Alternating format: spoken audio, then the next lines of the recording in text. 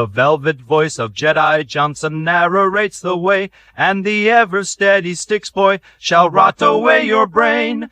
Bad to the bone, Brucifer has pick up for days on days, and the great Domtober's Boba Fett's have bad riding to slay. And behind the gears, Joe's duelin guides the way. We are all damaged, we are all damaged, we are all damaged. The qualified, we are prepared. Jesus Christ. We are prepared. All right, we got the echo done. You got a little holiday. Hello and welcome to. That surprised me. I was like, I thought something was wrong with my speakers. I was like, what the hell's going on?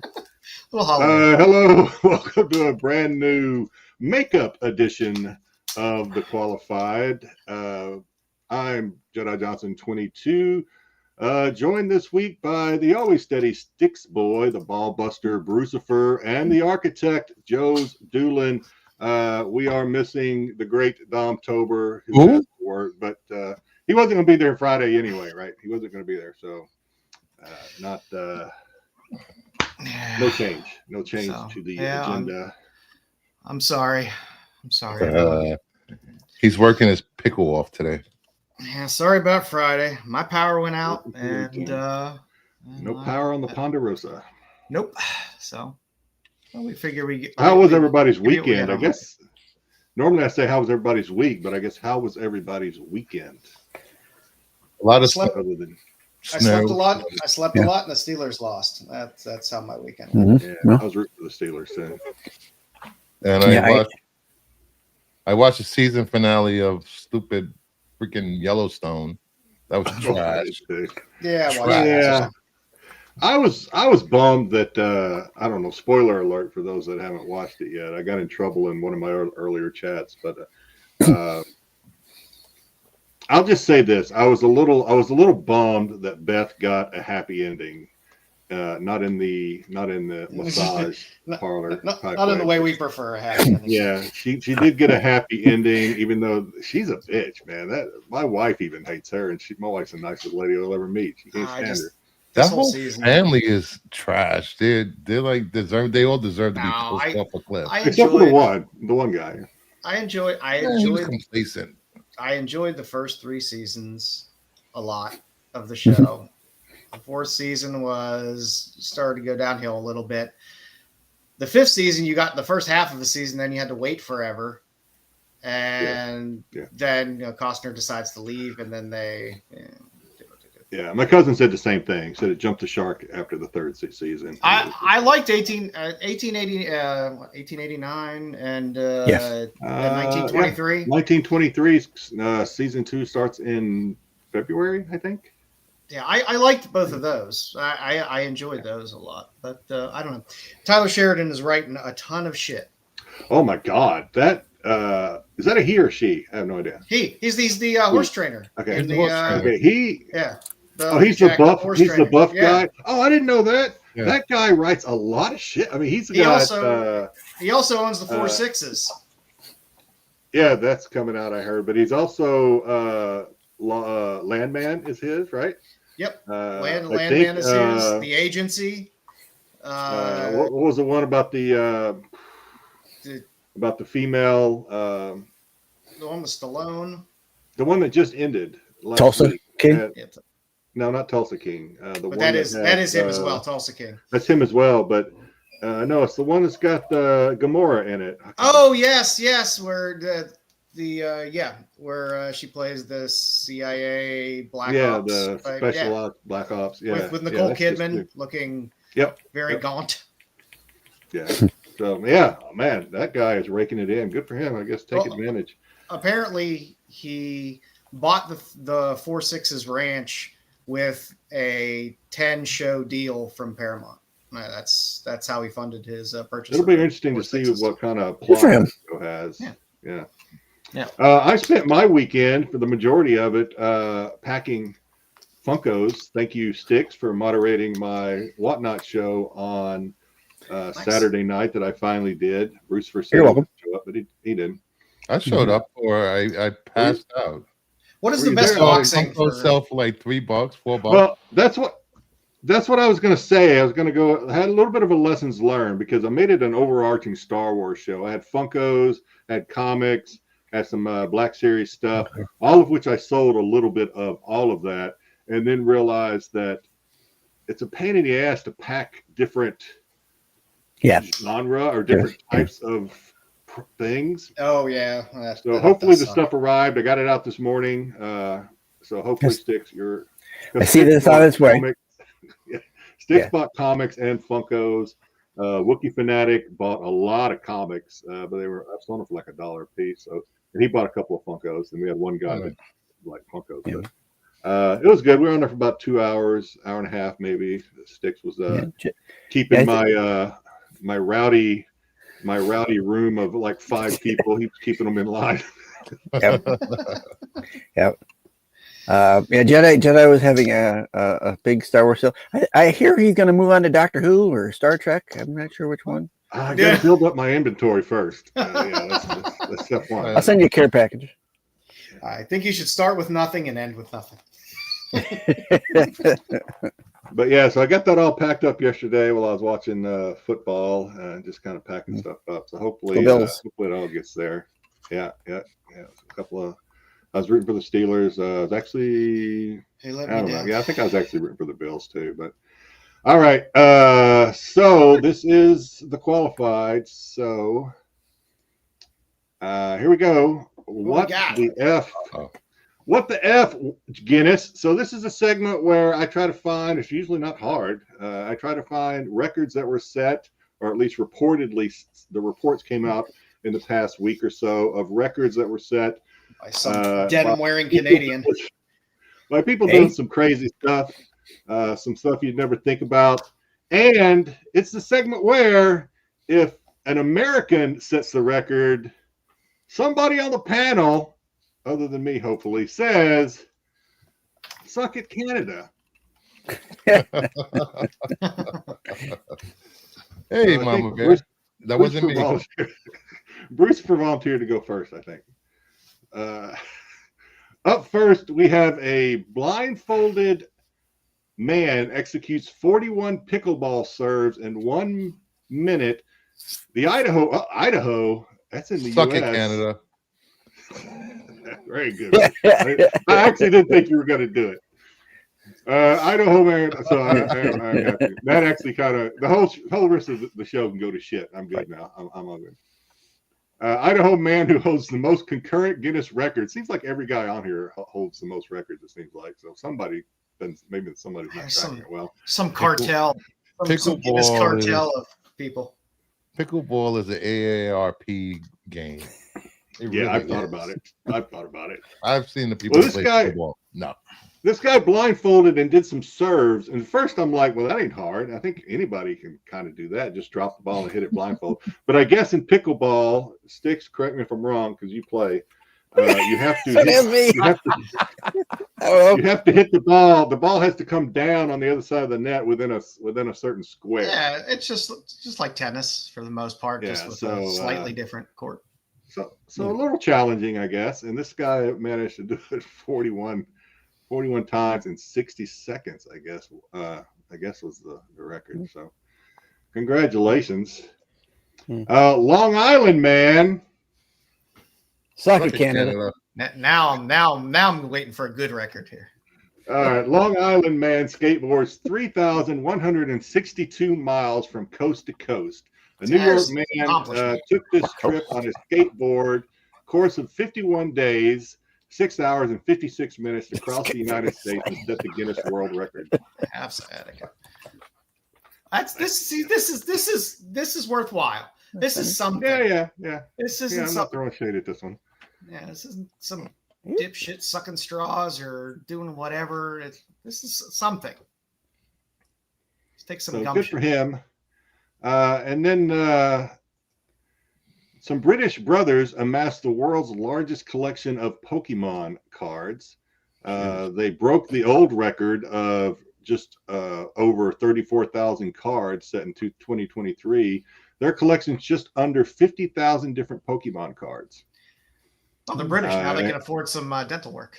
There you go. Because apparently they have two of those rare gold star Charizards or something, which I guess are worth a lot of money. I still can't find my Pokemon cards. I've given up actually. I saw these guys. These guys were in the news for another record. If you didn't know, Jedi, they were the oldest people collecting Pokemon to still be a virgin. Oh. So they fit right in with the Rennavision chat. So they watch this show. What is going on? So good for the this kind of fits. This is collecting. This is Pokemon collecting. But we probably have a small sliver of our viewership that collects Pokemon. I'm sure. I still got all my kids' cards that he wants to upload. So you should have went through them during COVID. That's when I tried to find mine, because I've told the story before. But when my kids were little, they're fully grown now. But so we're talking like 20 to 25 years ago. So this would have been, I guess, like the good Pokemon cards. Oh yeah, that's prime stuff.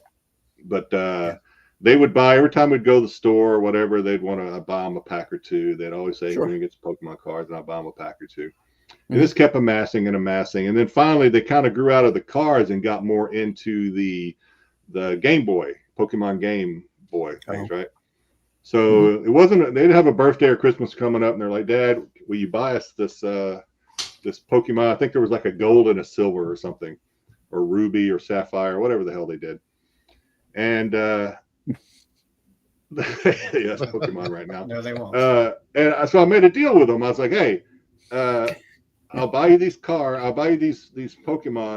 games, which are probably like $50-$60 a piece, but you can never get another card. I'm done buying you cards." So of course, being children, not having any foresight, they were okay, yeah, whatever.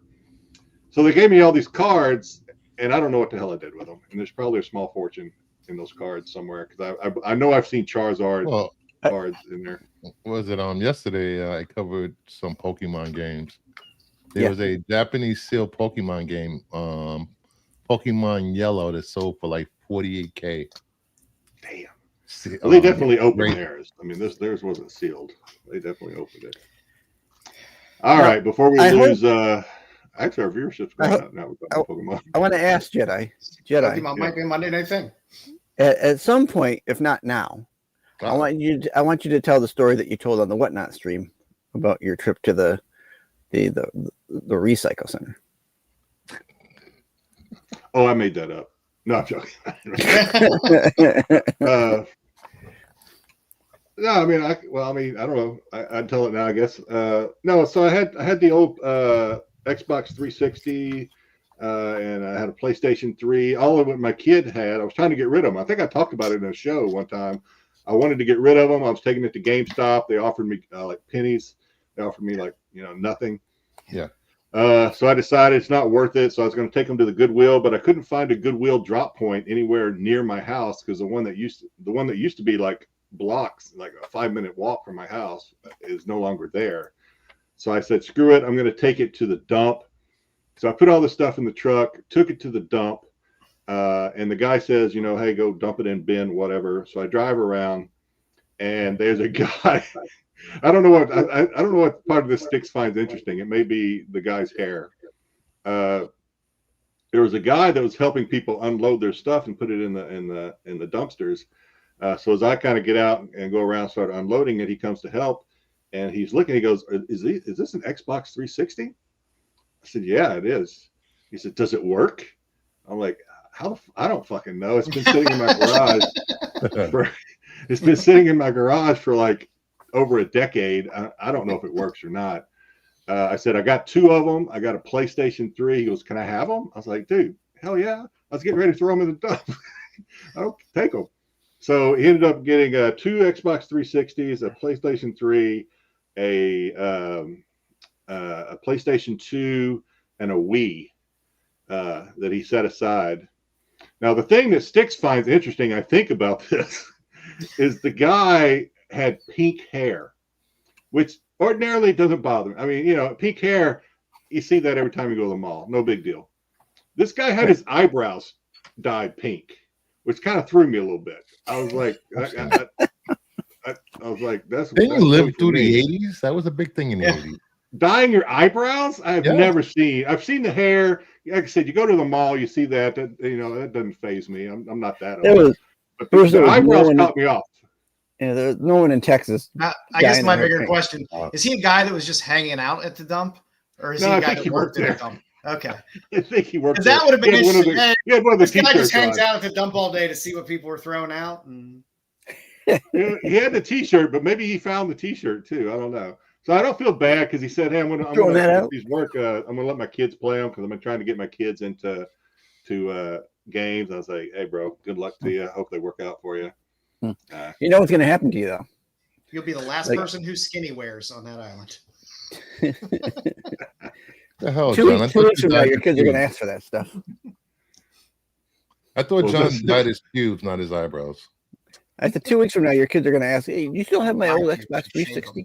Yeah, no kidding. I don't know what the guy had going on downstairs. He wasn't. I mean, upstairs. Yeah, we didn't become that good of friends. So I don't know. No touching tips at the dump.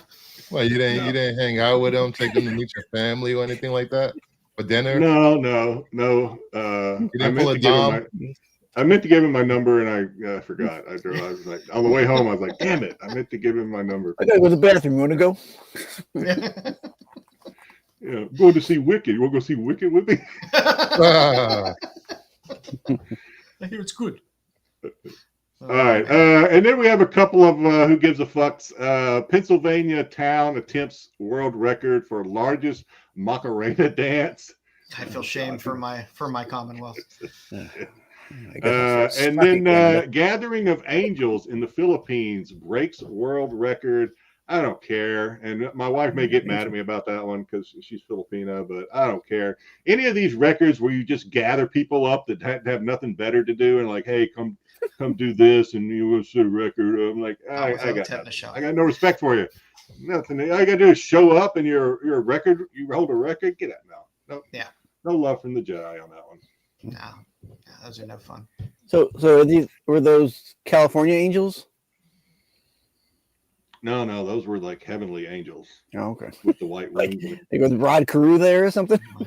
Rod Carew. Like they put out a call. Hey, if you got an angel outfit, come to the mall or wherever. But who we got in the chat today, Jedi? Who do we got in the chat? We've got a smaller crowd today, which is understandable. People are sleeping. GT Comics, first, second, and third for the first time. Monday is his day, apparently. Sweep the podium. Normally he struggles to get that bronze medal, but he got it today. Good for GT. John's Comics and Kids with his pink eyebrows. Good evening. Subscribe to John's Comics for Kids. Great content. Does a lot of charity work for cancer. So check this page out. Love that. I hope the kids aren't watching this show necessarily. No, please no. Mr. Appleman, wow, the qualified on a Monday. What a treat. Well, we're glad it's a treat for you. Don't get used to it. We're going to be back to our regularly scheduled I'll tell you. time. If you're not used to watching and you have complaints, you can just send them care Paul. He will handle them appropriately. Yes. Feed him to the anaconda. Chucky Valdez, yo dudes. What's going on, Chucky? Yo. I don't know if I've ever met a Chucky that wasn't cool. Chucky's that's a cool name. Chucky. What's up, Chucky? Except for the one that murdered the doll that murdered kids and other things. But he just misunderstood. Chucky. What's up, Chucky? Hey, Chucky. Hi. Nice. Terry. I've met a lot of Terrys that really piss me off. I'm just saying. Sorry, Terry. Not Terry Floyd, I'm sure. What's going on, Terry? Terry Floyd is fine. And we all love Terry Hatcher. The King is here. He found us. What's going on, up, King? What's up, Mr. Portal? Figure drawing. That's a new one. Nicole Kidman and all the celebs going crazy with. Yeah. You could definitely tell Nicole Kidman has. Between the plastic surgery and the Ozempic, it's rough. Yeah, she. Well, the commercials alone. Yeah. Hello, Mama Bear. I had the pleasure of being on a show live with the Mama Bear on Friday. A lot of fun. I think I don't know. I have to go back. My memory sucks. I don't know if that's the first time I've ever been on a show live with Mama Bear. Unless it was way back when there was like one of Bruce's first panels of like 25 people. Maybe we were on the same one, but no, it was just yeah, I had a lot of fun. Go back and check that out. It's always hard to remember your first time. Yeah. It was. Yeah, it's good. We all remember your switching teams for Alan Richardson. Yeah, that's your man crush. That's old news. I clipped that out. We will be playing that at a later date. Hey. I'm not ashamed of that. I know you're not. I'm not ashamed of that. Yeah. We like our reach. I don't know if that's the boss or not, but no, that was me. Is that you? Okay, all right. The boss is sleeping. Yeah. We already Jedi got to get a pickleball. I think if I ever took up pickleball wizard, you're gonna have to wish. I might go pro. I think I might go pro. Yeah. I think so. Yeah. Nothing wrong with being a pro. I mean, I would ask Dom to I don't know. Coach me because nobody. That whole supple wrist thing with that makes me question. Yeah, Dom is an expert with pickle balls. Yeah, I say, Dom, can you coach me at pickleball? And then I would explain to him what the game is. He'd be like, "Oh no, that's not what I thought it was at all." Sorry. Can I dress up as Boba Fett?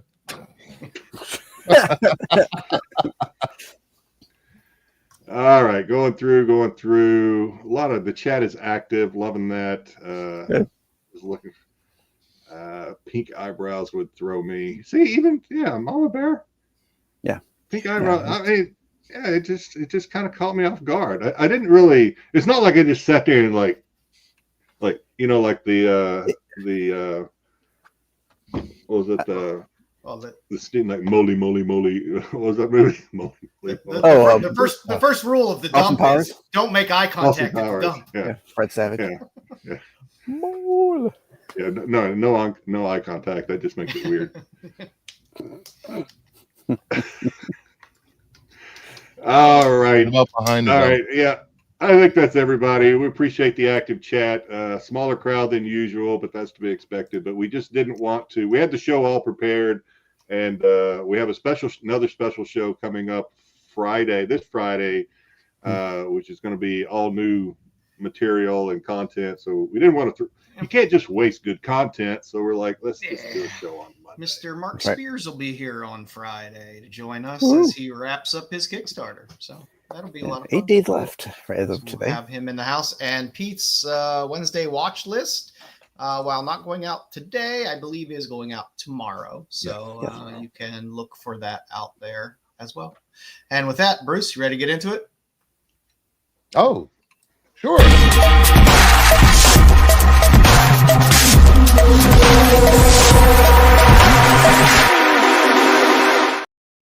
I totally forgot I had a segment coming up. Yeah. All right. That's the way it works. Welcome back to Outside Looking In. These books were not hot enough for the Hot 10 show on Friday. Just like Bruce. The first book up is Marvel Spectacular Assistance Supersize number 2. Assistant size number 2. This is because of Galacta. And Marvel, she's a character in Marvel Rivals, so people were looking up for this book. So that's about it. Only reason. Yeah, that's Mama Bear. The show kind of went there. Mama Bear just turned into Bruce for scanning Instagram for hot dudes. You don't want to go through my Instagram feed. Trust me. No. Hey, Cody. Yes, the Rivals thing is pretty big. People like a lot of those characters you don't see very often. And Marvel Rivals is a fast-paced fuckfest. That's the only way to describe it. You're gonna get your ass handed to you if you don't have a good team. Galactica is out of this world. A lot of these books, you can find these books floating around. Yeah. Well, Pete said it the other day on one of his videos there that it's unusual that a video game moves a needle on a comic book. So I think it's because it's characters that don't get a lot of play in the Marvel I think that's universe. what it is as well. Yeah. So then people can go, pick for those appearances and stuff like that. And yeah. Good stuff. It's fun to see the lesser known characters get a little heat every now and then. Yeah, true. Then we have, what do we have next? Marvel Superheroes Winter Special, X-Men #1, Marvel Rivals boost because of Squirrel Girl. There are so many gamers simping for Squirrel Girl's thickness in the game. Damn. As long as they get that AT&T girl to do the live action. She's already been in a live action though, Joe. You know that, right? Squirrel Girl? Yeah, well, the actress. I don't know her name. Yeah, I know. She's been in live action. She is doing the voice in the she's done the voice. She's doing it in the Rivals game. She was in like a werewolf movie or something. It was like a comedy, I think. R. Adams. No, R. Adams does big foreheads. No, that's Larson. Yeah, that's Eric Larson. Similar time period, though. On this, yeah. If you don't have this in your PC, you're doing something wrong. I'm doing something wrong. Yeah. We have Seven Soldiers, Frankenstein #3, Creature Commandos, the first appearance of the Bride. Mm-hmm. Yay! The Bride is kick ass in that show. Somebody has some drones going overhead. Oh, that's my. That's all right. I live by the airport. Actually, if you live in Hawaii, you live by the airport. That's kind of the way it is. Yeah, the Bride. I mean, Creature Commandos has been fun. I've enjoyed it so far, and there's not a ton of. I mean, it's good to have her first appearance. There's not a lot of Bride covers either out there. So no. And Creature Commando variants they've been doing have been good. Not the miniseries. Yeah, not the other covers on the other books. Yeah, Lyrics has been knocking it out of the park with some of those. Yeah, it's good. I enjoy the series. And again, it's fun to see some of those lesser used characters bubble up in some spec. It's fun. Mm-hmm. What's next? Up, it's a good cover. We have Batgirl #2 to 1 in 25. Dozen sales, average is ratio below. We had a high of 50. I like this cover a lot. It's all right. This is a cool cover. Of course, it's black, so it's going to be hard to get a great grade on it probably. But yeah, it's a cool cover. I actually feel a little like I don't know who's the artist on this. I don't know who did this. I can't see on it. I forgot.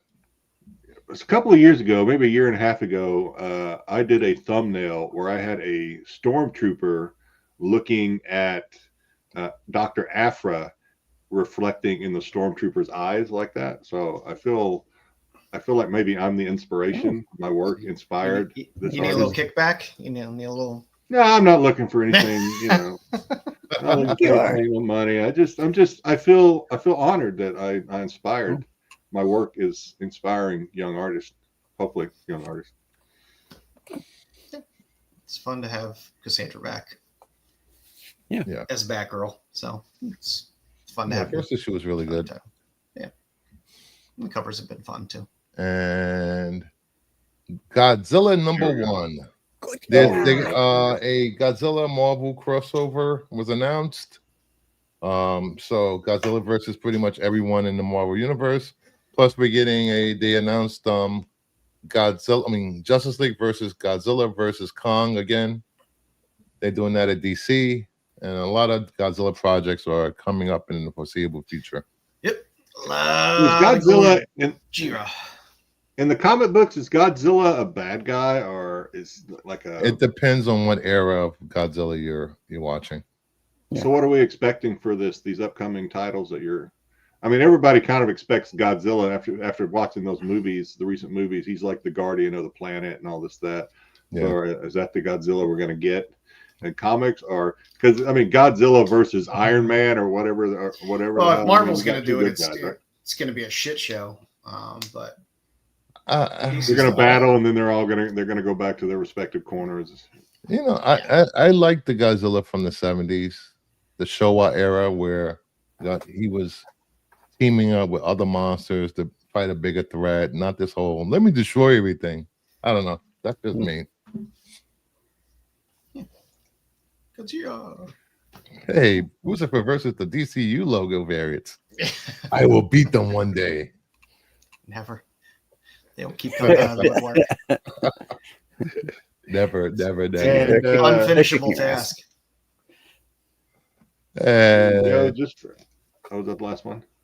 Yeah. And if you want to see more of these books and Pete's write-ups, head over to CBSI.com. And also, if you missed the Hot 10 on Friday, you can either watch the video or head over to CBSI.com and check out Pete's notes on this. Over to you. Joe, just before we move on, Milana, Vainatrub, yes, also known as the AT&T girl. She has a couple of, I think, live action. She was in Werewolves Within, so I don't know if you've ever seen that, but she was in there.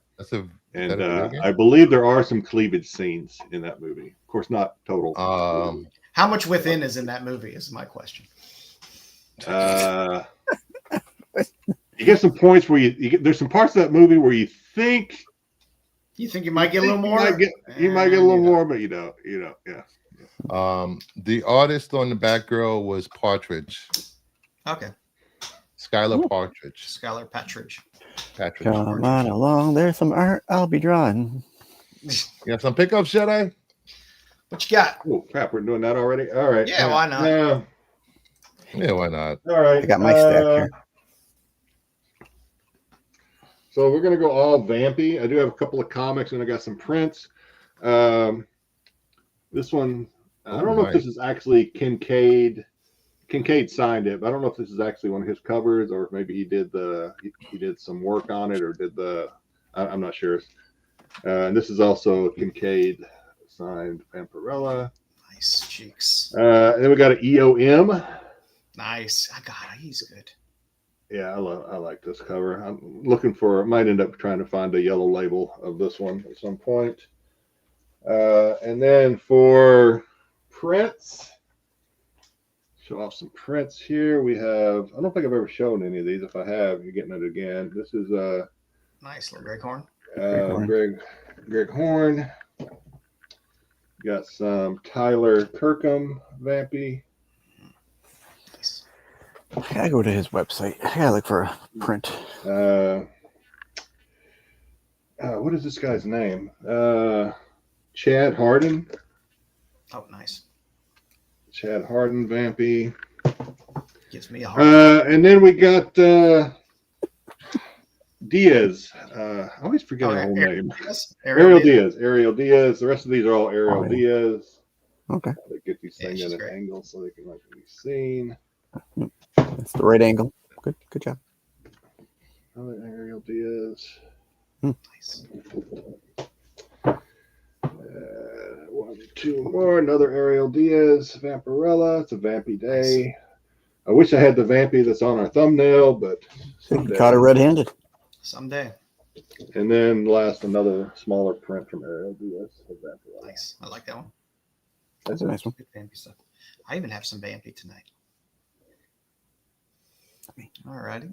I got a few things. I picked this. This was a Dragon Con exclusive, limited to 500. Little Joe Picar, who I love, great artist. I got a little Tibian or time traveling psychedelic mushrooms. This was the hollow foil that was limited to 50. I'm impressed that you said that without stumbling up at all. Tibby and her time traveling psychedelic mushrooms. Psychedelic mushrooms. All right. Yeah. Yes. It came with a nice little print in the back too. Was that a Kickstarter? No, that was from Fund My Comic or whatever. It was directly from the publisher. Then we got a little Poulat. Nice. And if you don't like black and white, there's always color. That T-shirt might be a little too small. Can you put them up there side by side? Almost got a uniform. One I like.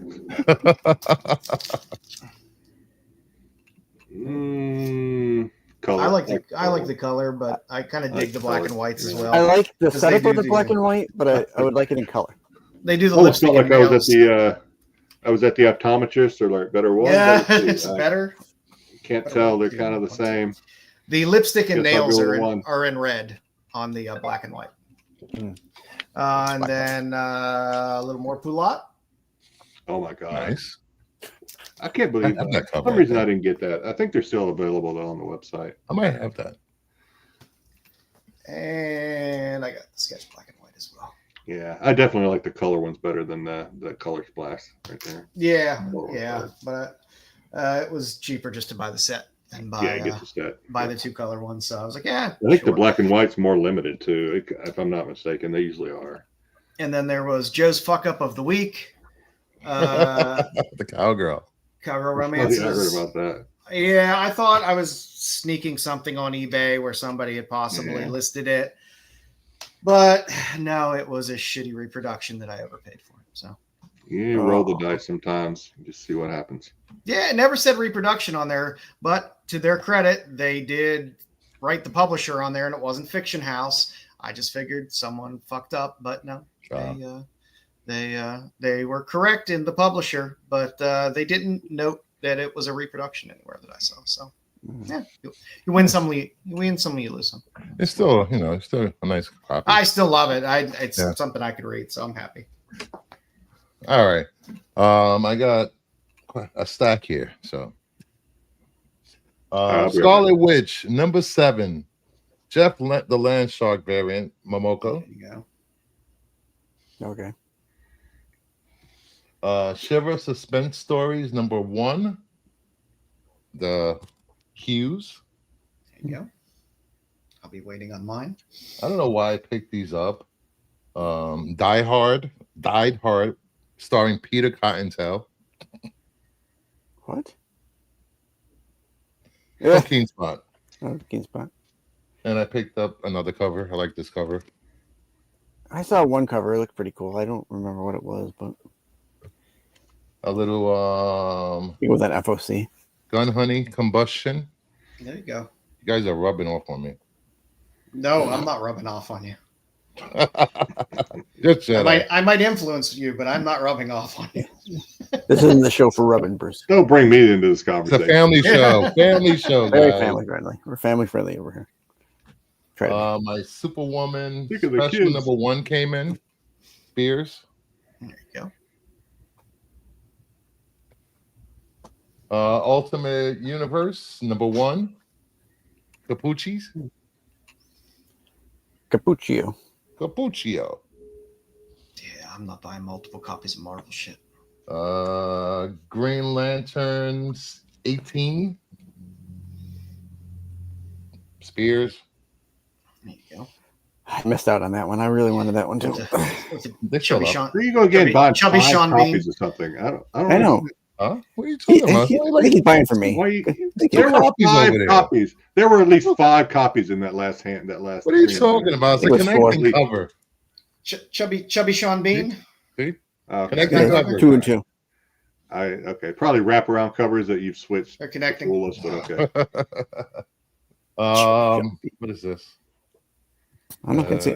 I forgot what this is. Look at it. I don't know. It's exclusive. Captain Hydra. Oh yeah, a Secret Warriors. Secret whatever it Secret is. Warriors. Secret Warriors. Secret Empire #10. There you go. Sell that quickly while the rumor's hot. I got these before people started rumor. Captain America #1, Hell Hydra. There you go. I got the Silent Night #1 returns. I'm calling this the Hot Frosty cover. There you go. I got the Silent Night #1 returns. I'm calling this the Hot Frosty cover. I got the Silent Night #1 returns. I'm calling this the Hot Frosty cover. It's your hot frosty comic of the week. Variant.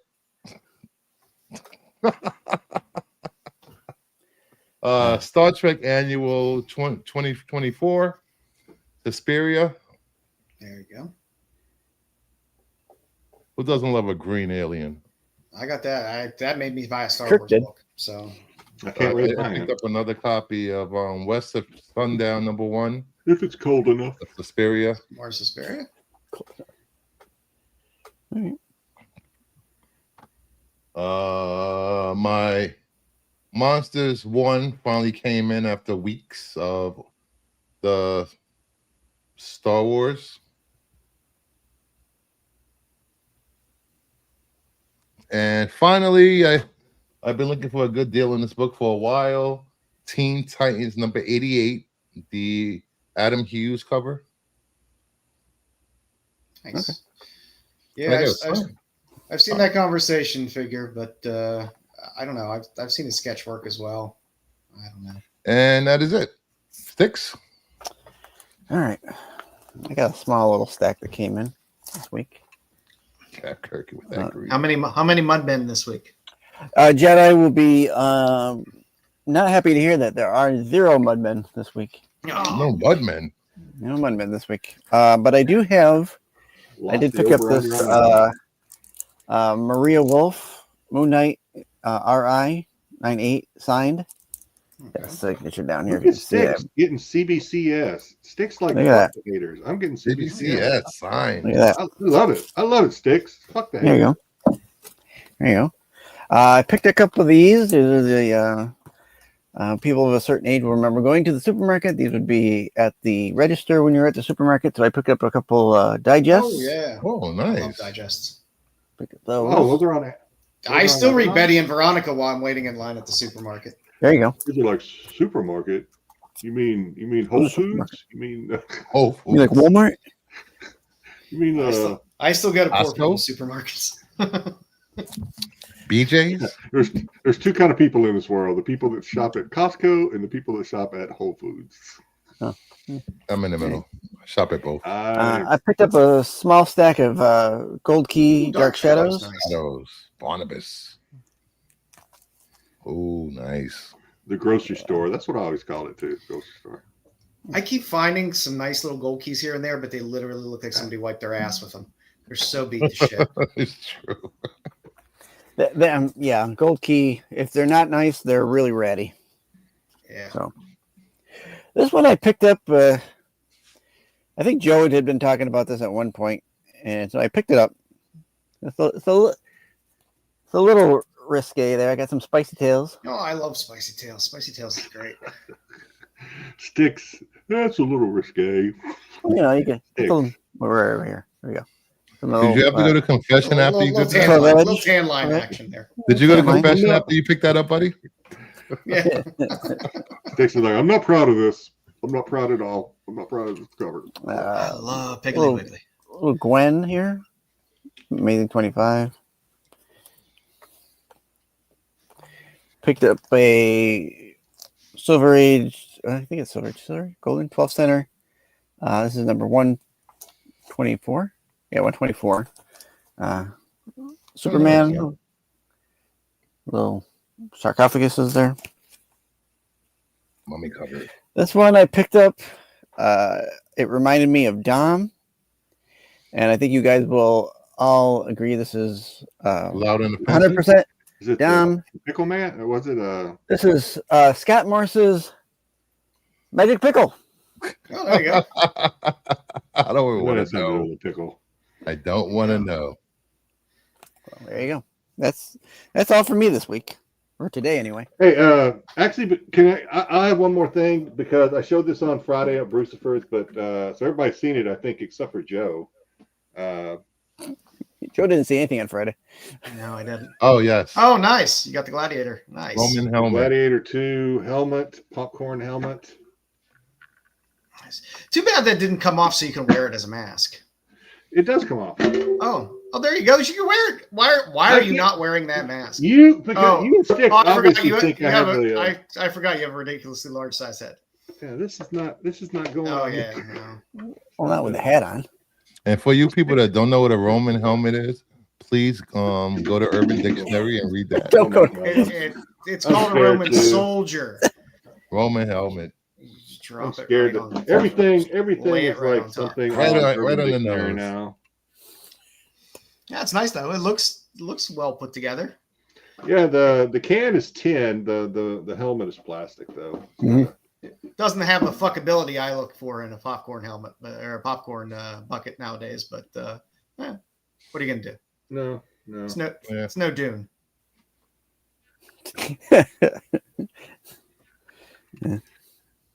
JJ, you know, I can't even wear my Boba Fett helmets. My head is so damn big. I can't. Oh man! Hey, I want to see you at some Star Wars con wearing the full stormtrooper outfit, but the helmet's just kind of stuck just right up here. The rest of your face is shown. It'd be perfect. I'll just make the rest of my head like a neck. Yeah. It'll be like a turtleneck with an extremely long neck. All righty, guys. So today we're going to look at some con exclusives, but first we're going to do a little now and later, which has become 6 for now and 6 for later, just because I've been busy looking at things. So I guess this would be last week's books now. That J. Scott Campbell, Laura Kinney was nice. It was one of the better Campbells I've seen in a long time. Whether you want to chill out for the ratio or just want to throw some Campbell with the trade dress into your box, it seemed to be. That cover is everywhere. Yeah, it's good to see him doing a different pose with the girl. So yeah, I mean, just about every whatnot comic sale thumbnail over the weekend, I think had this cover on it. Oh yeah. I like the Kaya 23, the Dennis Maneri variant. It was a nice cover, kind of slid under the radar. That's nice for Image. And I don't know. I like everything. I like everything Amari just keeps putting out. These whole Roman columns in the back with figures in the front have been enjoyable covers. So the reboot of the Gotham City Sirens uncovered #1 is a nice Amari to pick up. Also, City Beneath Her Feet. I like Elsa Chateaubriand as an artist. She has a very kind of Bruce Timm type feel, Darwin Cookish type feel to her art. The story on this looks kind of interesting as well. I like something that's looks very upbeat but is very dark, and this fits the bill. There's also a beautiful Lotte cover on this as well, and a few different variants of this. So good stuff. Also, Doll Parts. I will stand for Luana Vecchia's work anytime, but this is the Jessica Coffey variant, the cover D, which was just a great cover. And if you look closely at the bears, they are all extremely creepy. I like creepy bears. And Kill Tom 2 came out, so kind of grabby too.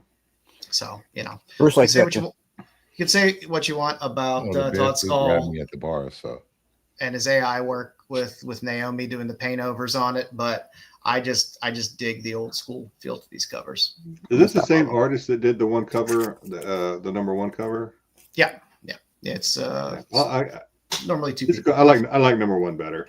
This is good. It's not. I'm not saying this is bad. I just like #1. #1 is really good.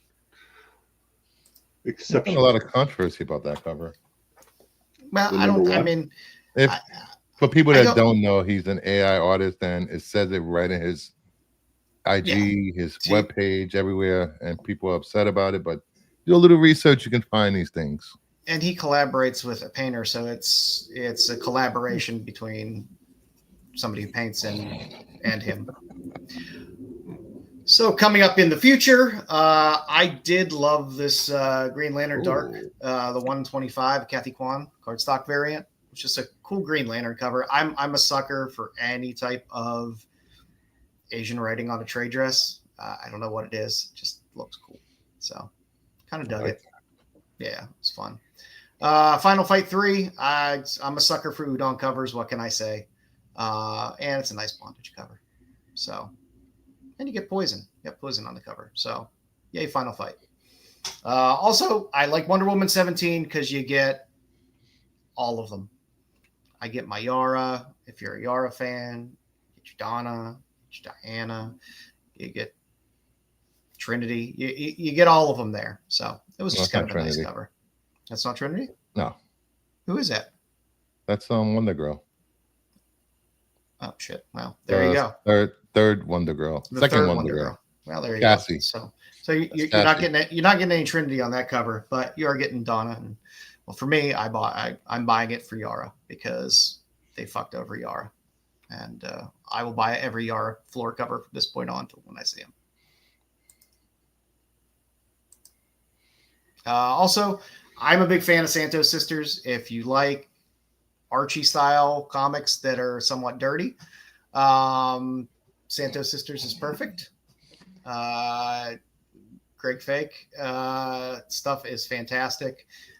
If you like underground comics, they're always great to pick up. Not always easy to find. So, and of course, I'm always going to throw a Lotte cover on because I love Lotte, and Cam Girl #1 has one of the nicer Lotte covers I've seen in a long time. Yeah, there's a few things there. That's the for those that collect first appearances, that's the first anal bead cover. Yeah. That we know of. That we know of, yeah. Could you explain about what anal beads are, Jedi? No. I think they're pretty self-explanatory. Yeah, they're pretty. So I always think of that movie, The Good Boys, though. When I thought it was nunchucks. Yeah. Like, these nunchucks smell like shit. Oh. And I'm smitten by these 1-in-15 these ratios on Pin-Apocalypse. This is the #2 cover, Matt Skiff, the 1-in-15. They are gorgeous covers, and that looks like a fun series. I love all of the covers they're putting out on 1 and the ones that they've showed for 2. But these ratios are just nice hot covers. So. Thanks, show. Sorry, Ed, but at least there'll be no anime on this show. So at least I don't know. Coming soon, anime section from Brucifer. I will save that shit for Saturdays. Yep. So that's what we got. Bruce. Oh. It's my turn? Absolutely. Yeah, it's your turn Bruce again. You always act so surprised when you're asked. Well, that was long. Yeah.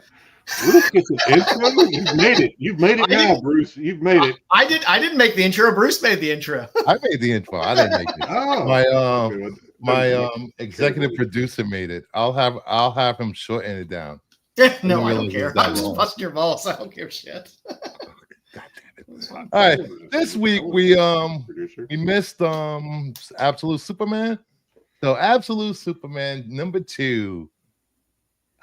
I thought it was great. I thought it showed a lot how his cape works, sort of, kind of. And is he a little mentally slow? That's what she said. Why did I do that? Why? I think he's like a Rain Man. He's like a genius, because there was one part where he was doing class on Krypton, and they were like, "You wrote this? We don't write stuff." You know, you think he's on the spectrum? I didn't get that, but that's interesting. Chuffs. The whole Chuff. He's from Krypton. He's learning the languages. He's not a baby coming off he's been around people.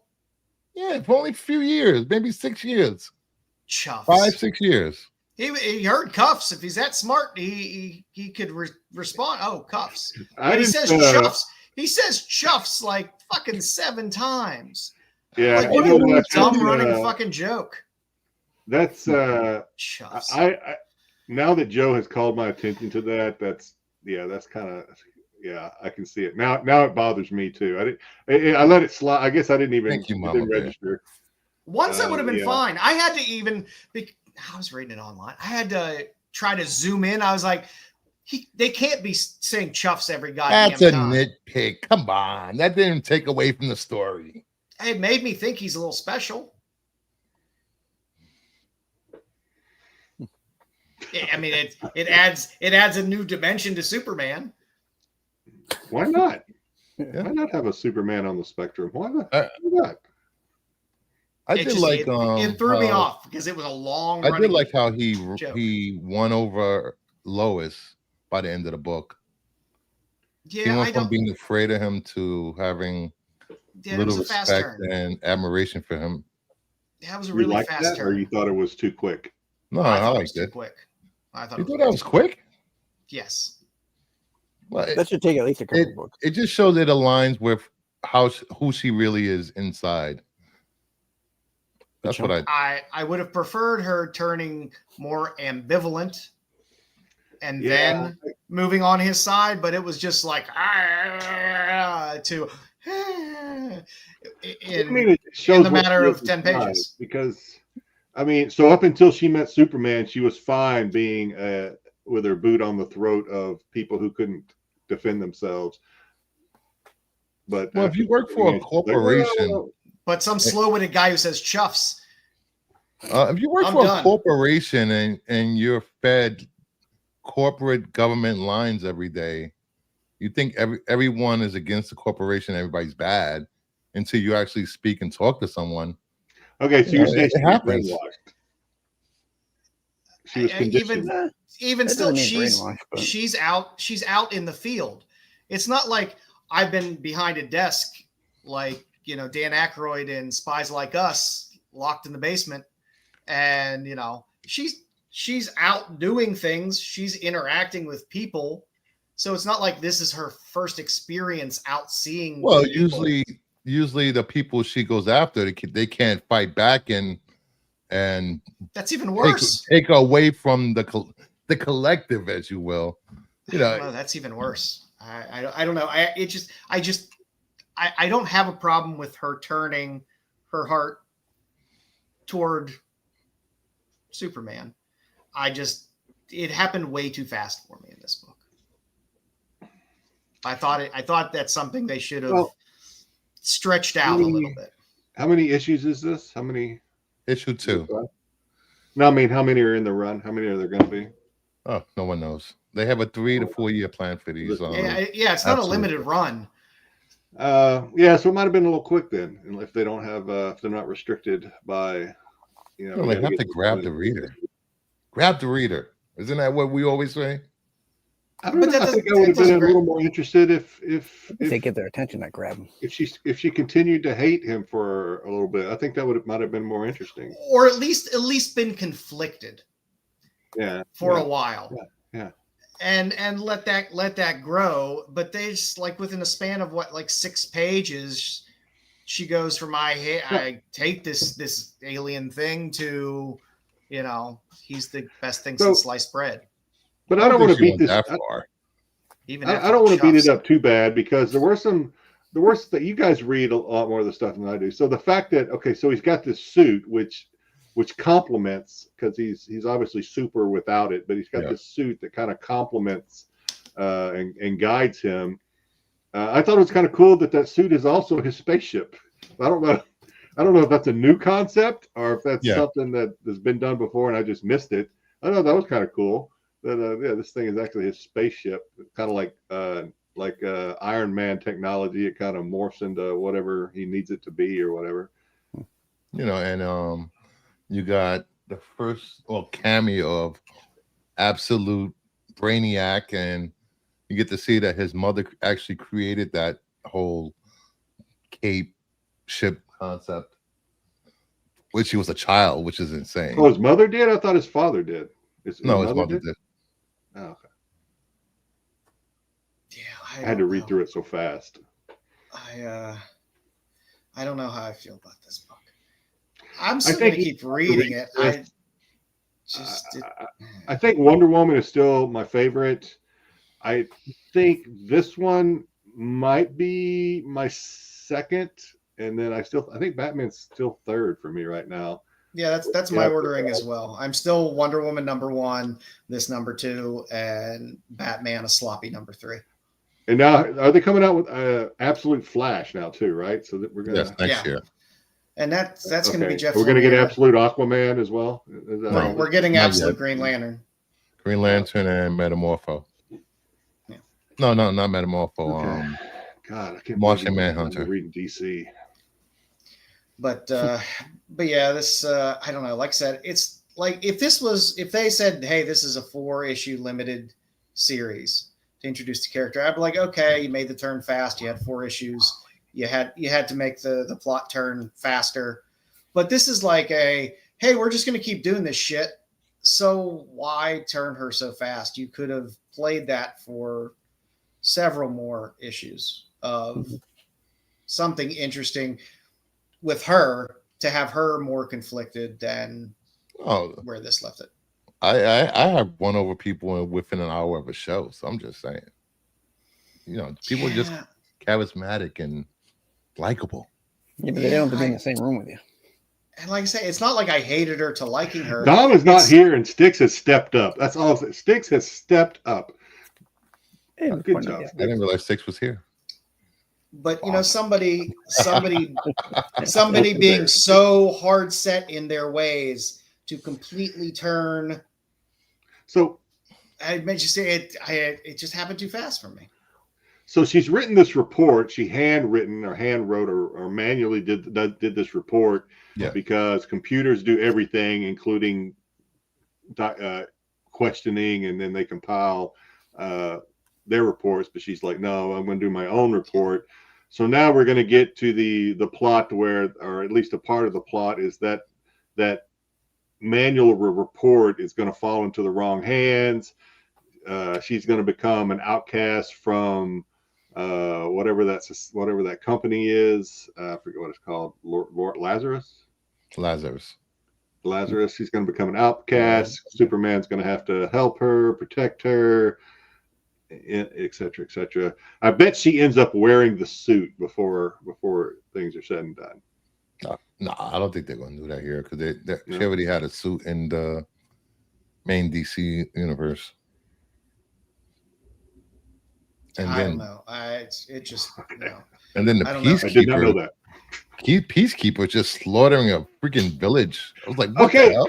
Great. Thank you. I'm glad you brought that up. Peacekeeper. So is one of those peacekeepers supposed to be the peacekeeper?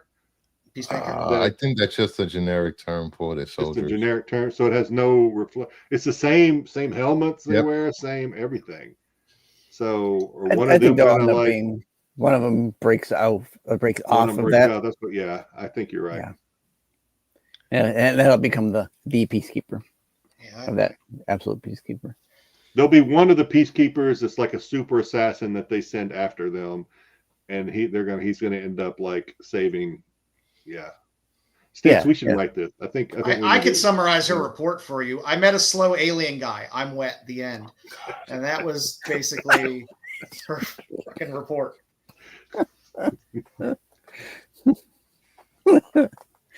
Jeez, you're very nitpicky this week. I am. The Chuffs thing rubbed me wrong, man. That was so relevant to the story. Oh my god. It was extremely relevant. All right, no, that's okay. I will still be reading all the Absolute books. The next of course you will. Absolute book we will be reviewing will be Absolute Batman #3. It will be Batman and Alfred versus the gang. So hopefully that's really good because Batman and his Batmobile that's way too big for any garage. Yes, pretty much. Yeah. Anywhere. Bat dump truck. And would cost literally millions of dollars to build. Well, let's not forget the millions of dollars of damage it'll do to any street that it drives down. Yes. It's just going to destroy any building on both sides. Man, they have a slush fund for that.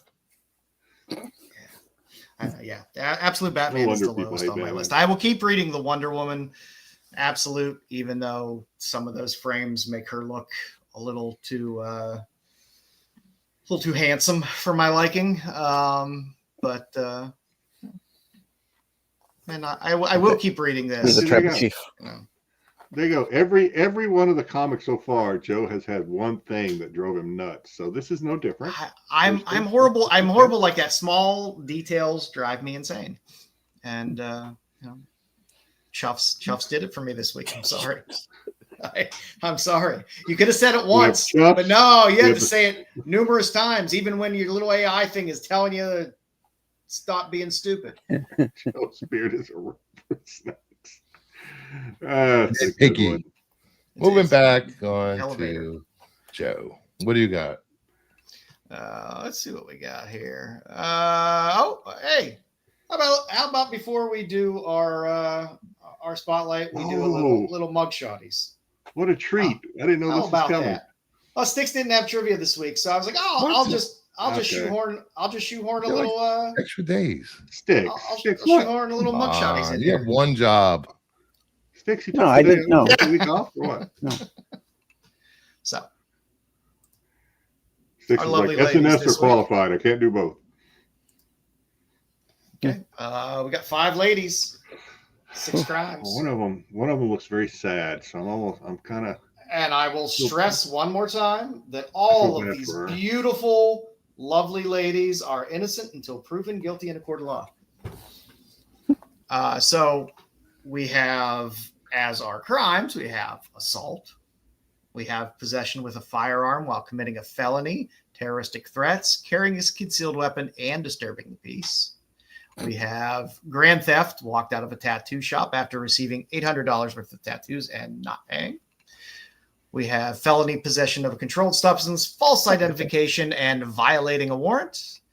We also have public urination, DUI, and public indecency. Always a winner there. That's a good trifecta. Good God. And last but not least, we have felony reckless endangerment and reckless driving, evading the police on her motorcycle. All right. So those are the crimes we have. So our first lovely lady. Guys, gotta guess. I didn't put letters next to these because I'm too goddamn lazy. I'm gonna say she's the public urination girl. I love the different colored eyes. She's pulling a little Bowie on me. Oh yeah. Oh yeah. Oh, yeah. See, Joe, I need you to put them all up there at the same time for me. I'll pop back there so you can see them all. Okay, I agree. I think I agree with Styx. I'm gonna go with only one looks remorseful. That's all I gotta say. Yeah, I know which one she is already. I already know what her deal is. Yeah, I think she's public urination, DUI, public indecency. Bruce always leaves when we do these things. I think he's the smartest one of us. Say number 3 is the tat and dash. I'm guessing we'll work down 1, 2, 3, 4, 5, 6. Yeah, you gotta pick one. I figured it out. Yeah, I see. This is the public urination. Styx. That's what I said. Public urination. No, I agree with Styx. Styx said it first. I agree with him. This lovely girl is not going to be a contestant or a participant on Ink Masters anytime. Damn it! That throws off my whole. That throws off everything. I thought. I had another girl in mind for that.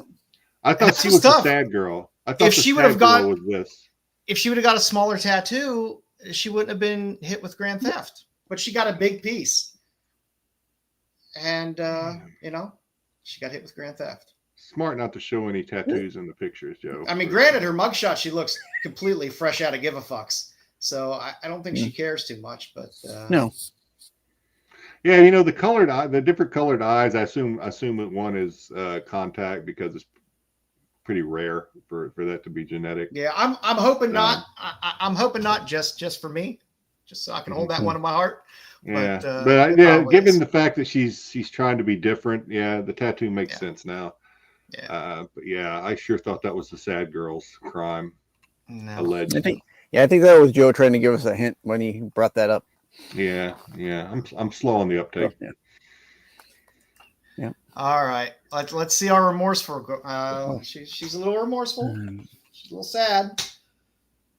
Was it assault, possession of a firearm or committing a felony, terroristic threats, and carrying a concealed weapon and disturbing the peace? Was it felony possession of a controlled substance, false ID, and violating a warrant? Was it my favorite trifecta of public urination, DUI, and public indecency? Or was it felony reckless endangerment and reckless driving, evading cops on a motorcycle? She doesn't look like a motorcycle rider. I almost think that maybe she's the public urination now. Maybe that's the one I'm going to keep going to because she probably had to go real bad. I'm saying that one goes right. Yeah, I feel bad for this girl. She obviously doesn't. She has regret.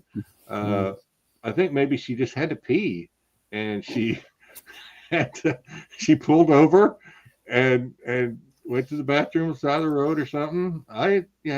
We've all been there. Yeah.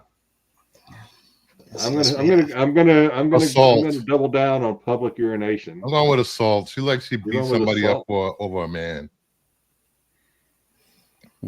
It was self-defense, Bruce. Look at that face. Self-defense. I'm gonna go with the controlled substance, false identification, violating a warrant. Was it glassy eyes? Well, there's something about her that says, yeah. Something she was a fake ID. Alrighty. You ready? This lovely lady was arrested for possession of a firearm while committing a felony, terroristic threats, carrying a concealed weapon, and disturbing the peace. They had to throw disturbing the peace in there, really? The other charges trumped that. Yeah, I like to resist arrest. Okay. Yeah. I like to base it sometimes, the severity of the crime. You got to look sometimes at the clothes they're wearing in the mugshot sometimes too, because sometimes they're wearing the prison clothes already. Yeah, it was a power. I saw that. County put them in something, so you're not bailing out that night. Oh God! Thank God I'm not single. If one of my sons were to bring that girl home, I'd be like, "Oh, she's cute. Good job." You just don't know, right? Now this girl also fresh out of give a fucks. She ain't caring. Is this assault, felony possession of a controlled substance, false ID, violating a warrant, public urination, DUI, public indecency, or felony reckless endangerment, reckless driving, and evading the cops on her motorcycle? Can you go back to the first page? I know Yes. I'm asking a lot. No. That's what we're here for. Why Jedi got to be difficult tonight? Okay, go back. I already know it. She looks like she rides a motorcycle, so I'm going to say with the last one. I don't know. I'm going to say reckless endangerment. Jedi's more motorcycle. I'm going to go with assault. She looks like she's ready to knock the cameraman out. So no, the redhead. The redhead is this. Keep taking my goddamn pick, everybody. I'm going to jump over this. Did it. You know redheads. I know redheads. Yeah, They're feisty. They're feisty. Yeah. There's fire in a hole in more than one way. Oh, jeez. I'll find you. Disavow. Degrassi agrees. Mama Bear agrees with Styx, I think. Good. So we're split.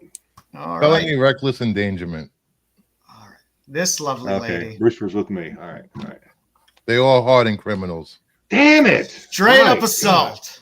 I have not. This is what, the third time we've done this segment. I've not gotten a single one right. I am like, oh, hey, I got one right. I suck at this game so bad. Again, she's wearing suck at Hawaii. Suck at Hawaii. How dare you? Hey, I'm trying to get free coconuts over here. Stop. She looks like she could be some trouble. Pineapples. Yeah, I don't know what Lindsay Lohan did. I don't know what her deal is. Possession. Now we got our foxy redhead. Yeah. Are we getting felony possession? Are we getting the trifecta? Are we getting reckless endangerment?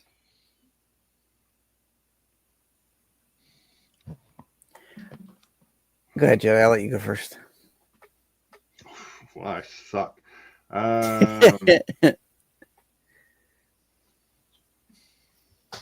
I think the blonde is the motorcycle now. So just to me, it comes down to those top. Is she possession, felony, so false ID, violating a warrant, or DUI? I'm going to go with violating a. She looks a little crazy. She's a redhead. I want to say violating the warrant is what's tipping the scale for me. I think it's the top one. I think it's possession, controlled substance, false ID, and violating a warrant. Styx. I'm going to say she's the reckless endangerment. Okay, there we go. Wow, no, I like the Bruce, blonde more for that. Care to dip your toe? Just her toe. Possession. There we go. All right. This lovely foxy redhead. Yes, finally. Felony possession, the false ID, and violated her warrant. I will never forget this moment. God damn. Yeah, it's an oldie but goodie, you know. It's an oldie but goodie charge, but we'll take it. All right.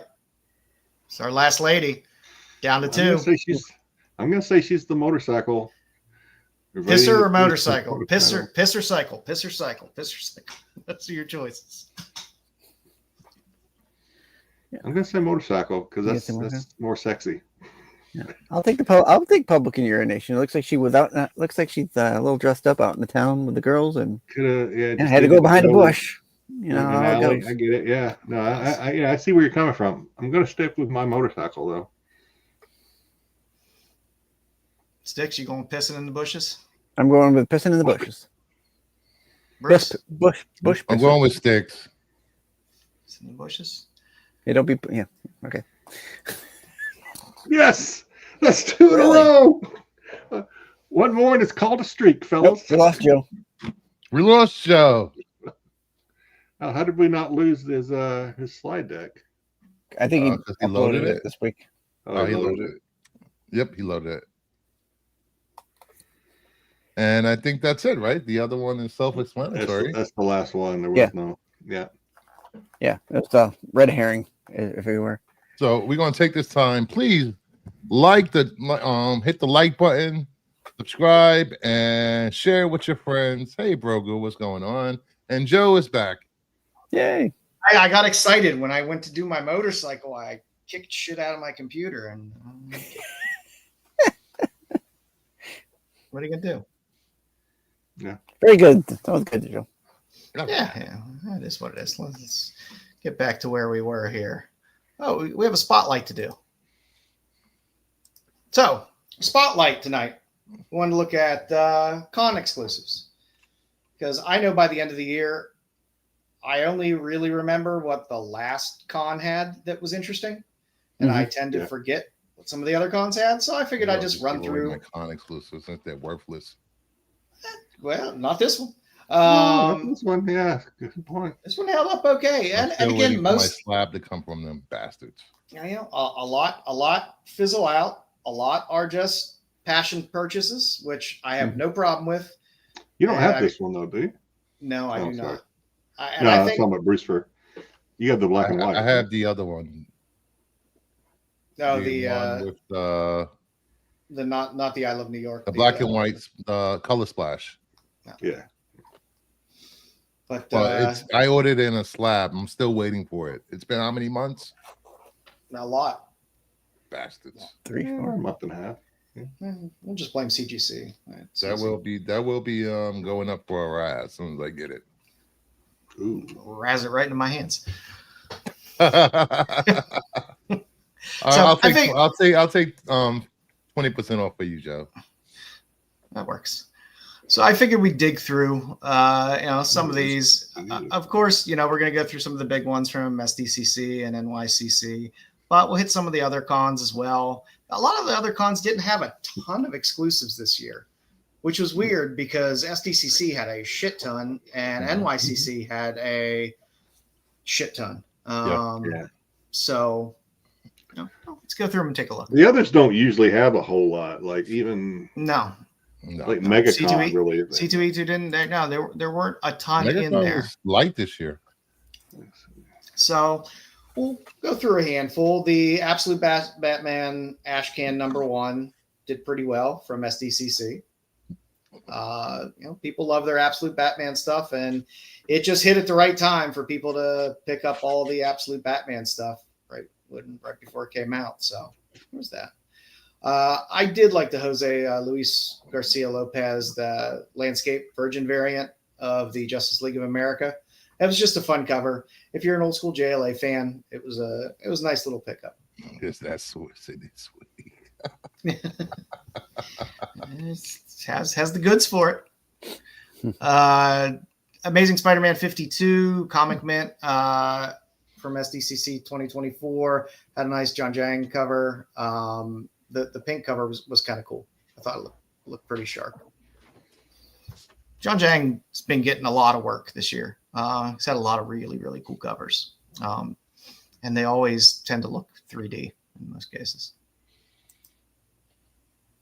If you're an Evangeline fan, and there are a few, there was a nice Chanamare variant this year.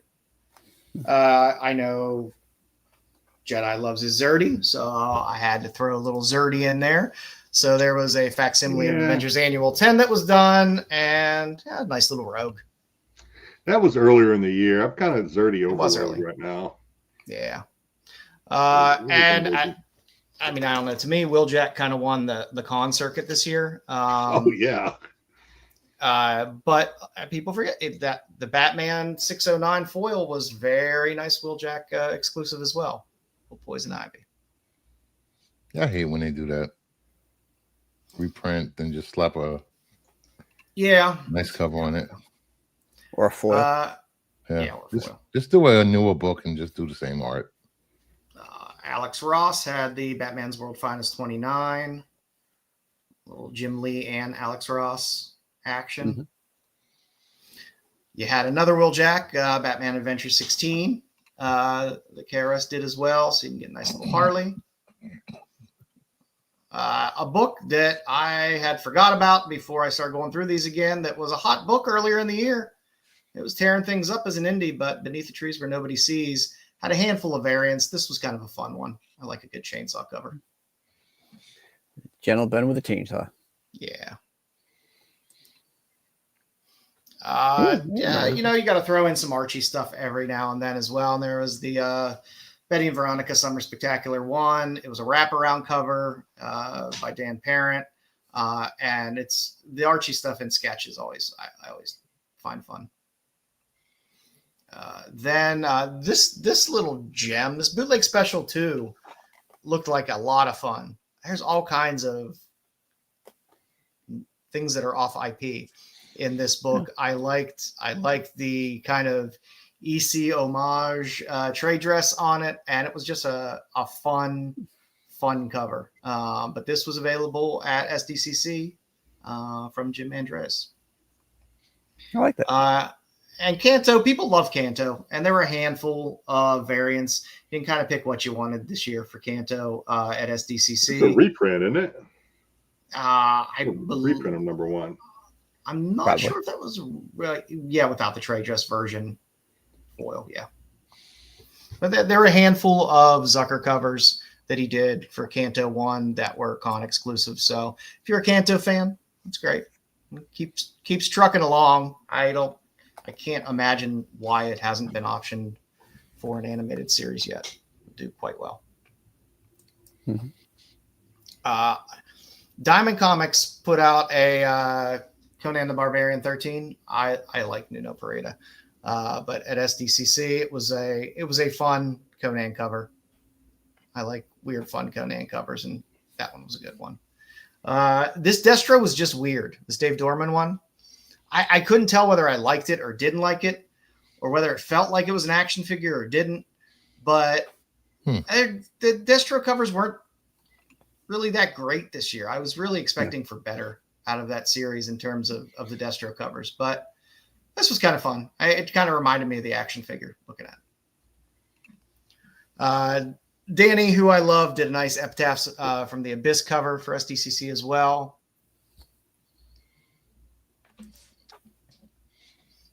Says Micah, this Baroness cover on G.I. Joe 308 did pretty well. People like that. It was one that people remembered this year, at least.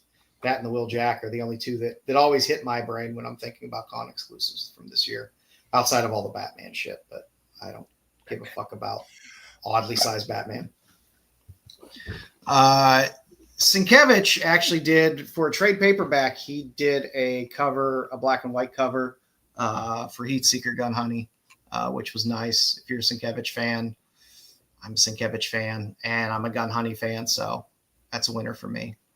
The Jay Lee, Hello Darkness. Hello Darkness was a good series this year. Had a ton of banger covers, and Jay Lee he's another one that just really stepped it up and is on just another level now in terms of a lot of the work that he's doing. And I did enjoy that spot foil.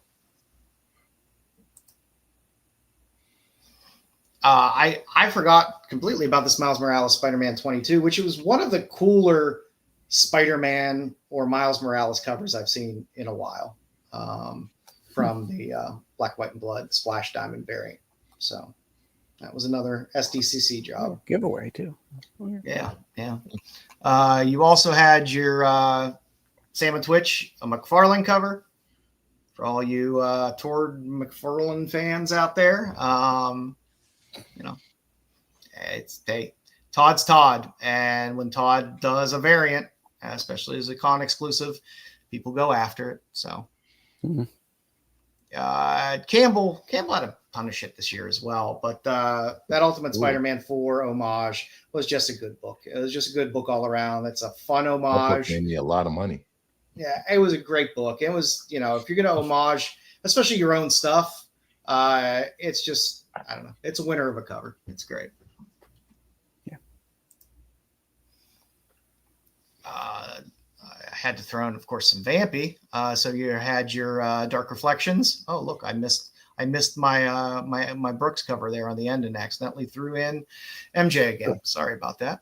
But Vampirella Dark Reflections 1, again, another Will Jack cover. I don't know. I just dig his stuff. It hits me where my pants get tight. I enjoy Will Jack's work. I like it. The weight. Again, Campbell, that Witchblade cover also did well. There was a black and white Virgin variant at SDCC. Sorry, I missed the Brooks cover. I thought I threw it in there. It's the good old Rockabilly cover, which was a pretty nice. Was that there was a J. Scott, unless it was just leftovers. That J. Scott Campbell cover was also an NYCC exclusive. Maybe not the black and white, but maybe it was a foil or something. The foil. Wouldn't be surprised. It was a foil. You had the C2E2, Bird City put out a nice Jenny homage to the Middleton cover of Batgirl.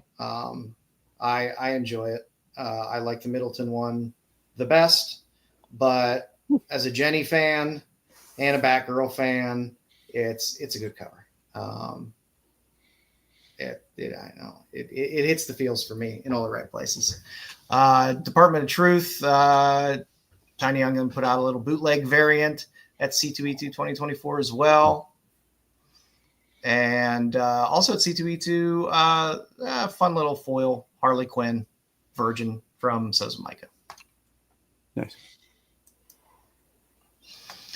Oh, and then there's your absolute Batman with his ridiculous tentacles and yay with your Akira homage. That we've never seen done before. I've never seen an Akira homage done before. But who's Akira? But this one did it for people. This book was one of the hot ones this year. So mine is still at CGC. Bastards. That's right. Bastards. Floating in It'll float up here eventually. Yeah.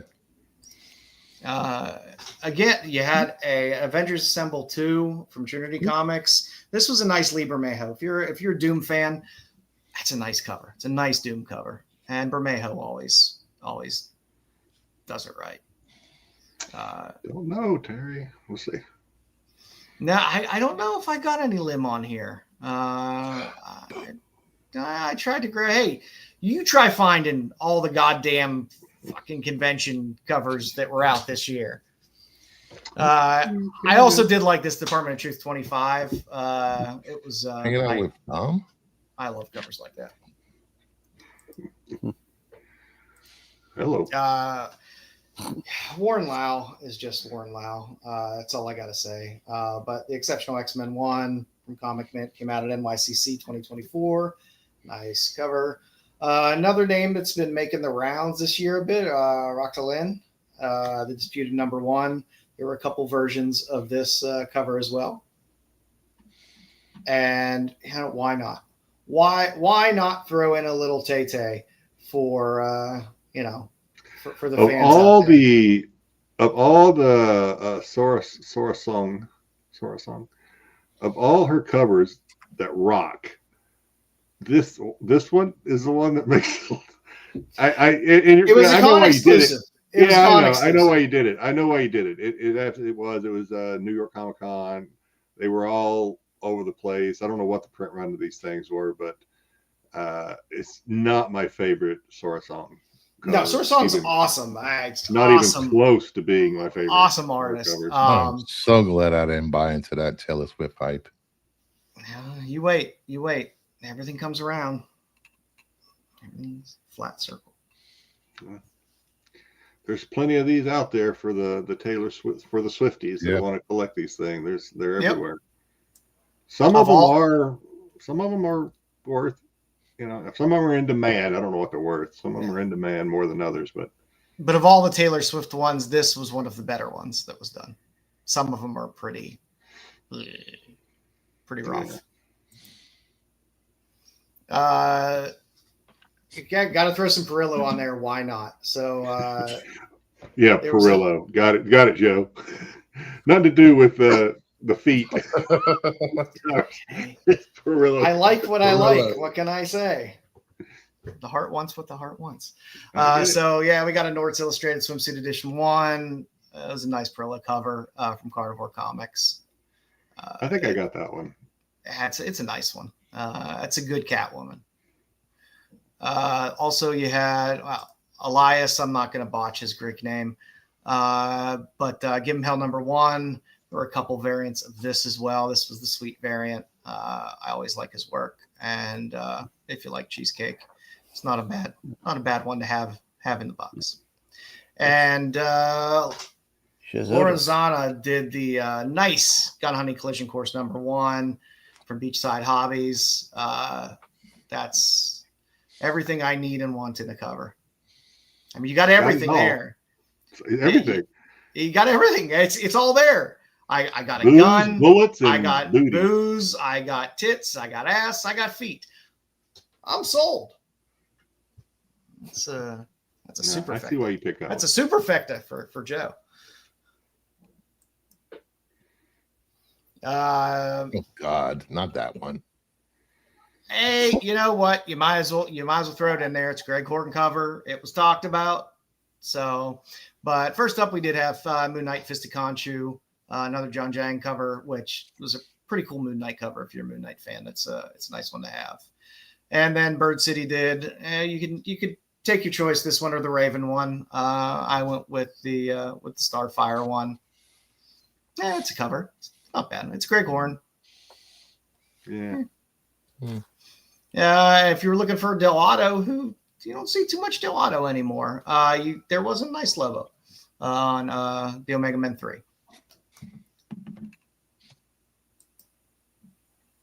Another big boy this year was that Spawn 357, the old Peach Momoko variant.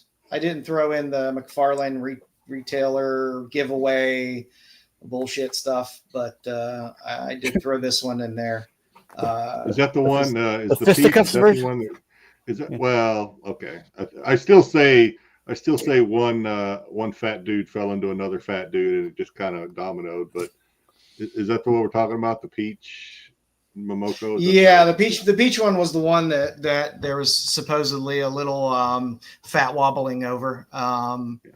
But this book did did pretty well out of the gate. And I don't know, I haven't looked at it recently, but it's a Spawn book, so I'm guessing it's still holding its value pretty well.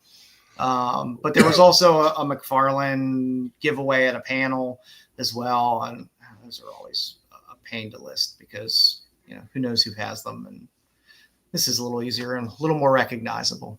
There's a Clayton Crane, Little Spirits of Vengeance 1, for you Ghost Rider fans. Yeah, it's a decent Ghost Rider cover.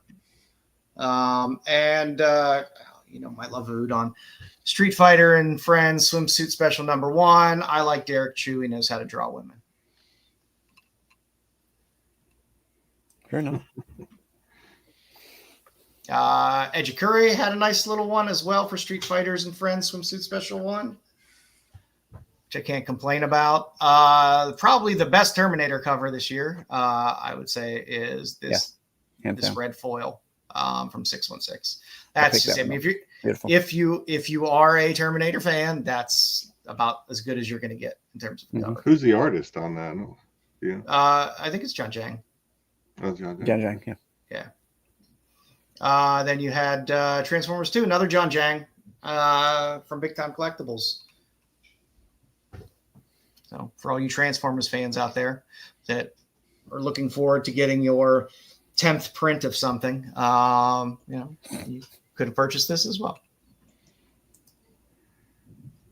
I did like the Granoff. I like the Granoff X-Men 3. That's a good rogue. I'm very Savage Land about that cover, and I dug the Pink 80s background as well. It was fun. Dan Quintana, who is a beast and a half. This was probably the best Frankenstein cover of the year, I would say. This Universal Monsters Frankenstein 1 from Top Shelf. That's a solid good Frankenstein. And of course, to me, the winner of the year is the Vampirella 672. That Will Jack cover is awesome. This is the one, and I know 99% of the time when we preach no FOMO, we're doing the right thing. We're telling people, don't. I did not expect people to wait. I didn't expect. We told people to wait on this. Yeah, when this thing was $75 raw, we were telling people to wait. Yeah, and I really, it's up there, and it's if you get it like 150, I think you're getting a good deal at this point. Now, eventually, who knows what's going to happen, but right now, this thing is up, hovering around the $200 mark, pretty steady. When they tossed out the variants relatively soon after NYCC, I thought for sure that would have pulled this down a bit, right? But it didn't.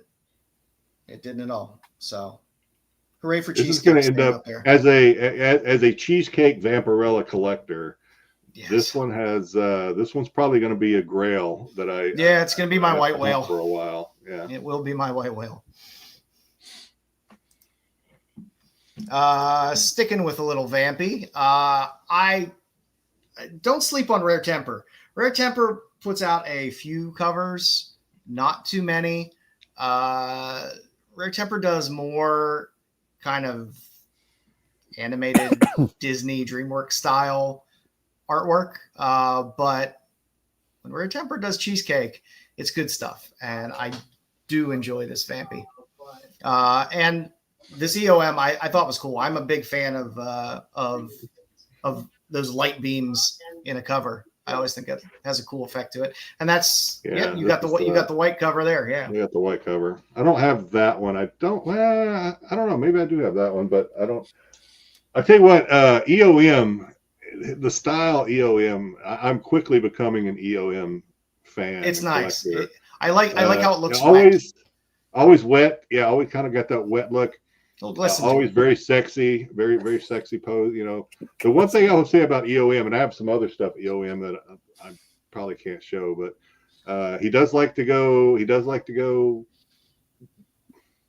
risque, adult, mature, risque, full on risque. Full on risque. He's not shy about showing the downstairs in addition to the upstairs either. So a lot of his stuff is very risque. I will say this, and Joe and I sent Joe, this is way back during NYCC, I think. I sent you on our chat some of the remarks that he did. Oh yeah, I love his signature and I love his remarks. No. You don't remember their comment. The signature's awesome. The same one. The signature's awesome. Somebody had him do a couple of remarks of Vampirella on. It might have been the white cover, and she looked like a battered wife. She did not look. Now I remember. It did not look good at all. And so I don't know. Maybe he's an artist that doesn't do well on the spot with quick remarks or something. So maybe keep that in mind if you ever have the opportunity. He's from just go South Korea, so I don't know how often you're going to get a chance to get his signature in person. But yeah, his signature is. I'll show it maybe Friday. I'll show you his signature. You can see it online. Go to eBay. His signature is really cool. One of the very cool. What's the language? He write in Korean or something, but it's really cool. Yeah. And I don't care if people think this is an abomination. I love Ickpot, and I dig this cover. I don't care. I love. Yeah, I have this one. I do have this one today. I like Ickpot. What he gives me is something different every time. I never know what's going to come out when I know there's going to be an Ickpot cover. I'm happy with it. I like it. People think it's an abomination, but I don't know. I just people are weird. Some people will just go on a tangent about how a character is, and I say this playfully because we all know what I'm talking about. Some people will go on a tangent about how somebody's hand is connected to their wrist or whatever. But something like this, there's no way, her like bad posture. You know what you're getting with Ickpot, and I dig Ickpot. It wasn't my favorite Ickpot cover of the year, but it was a con exclusive, and I figured I'd give him some love. For all you Star Wars fans, I didn't put a lot of Star Wars stuff up here because, well, most of it was just not good. But there was a Star Wars Vader 23 from Big Time Collectibles. So if you want there was a Vader cover from NYCC. I'm trying to think of who did it. It's probably a John Jang cover. It was Vader. I can't remember the artist. I know I won't be able to remember it. No, I think the artist was It's the same artist that did the Luke Skywalker cover that was so popular for San Diego Comic-Con. Did a Vader one. What, JTC? Was it a negative space one? No, it wasn't JTC. Go ahead. I'll Google it and maybe find it and throw it in at the end. Yeah, I don't know. Like Vader covers anymore, it's like Wolverine covers. As like I've seen what you can do with Wolverine. Mm-hmm. It doesn't push my needle. I did throw the Gitz? Murphy. Gitz. Yeah, thank you. Gitz. Okay. Yeah. He had a good Vader cover. I think it was an NYCC exclusive. Yeah, it was red, white cover, a red cover, a white cover, and a. Yep. Was it from the red, white, and black Vader series or whatever? Which no, it was from Battle of Jakku. No. Okay. I had to throw the Lilith book up here because number one, I love Sean Gordon Murphy. I'm enjoying the Lilith book as well, and it's just a nice homage and a good cover. And I don't get too many Sean Gordon Murphy exclusives coming out of conventions, so that was a winner. And it was also the price point on this was fantastic, $14.99 for an exclusive, and they'd sign it, and it's Sean Gordon Murphy. That to me was fantastic. The Crocodile Black, yeah. The Crocodile Black cover was pretty cool as well. Cal New cover. If you like crocodiles, it was a good creepy cover. World Tree had a pretty cool Bjorn Barons cover, which I didn't mind.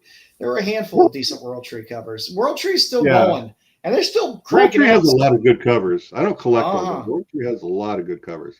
Yeah, it falls into kind of the Department of Truth for me anymore, where I kind of stopped reading it, but every now and then I'll see a cover and be like, ooh, I probably have to have. I think the Jenny Frizen did a lot of World Tree and yeah, that are pretty good she had a too. couple Really exclusive good. through there. Yeah, there's like I said, there's a lot of good spicy covers in that World Tree series.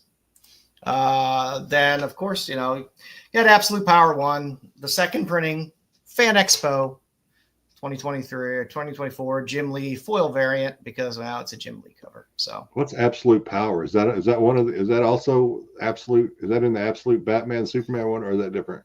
That's the series that preceded Absolute. Okay. Yeah. I don't need to read that, do I, Bruce? No. Okay.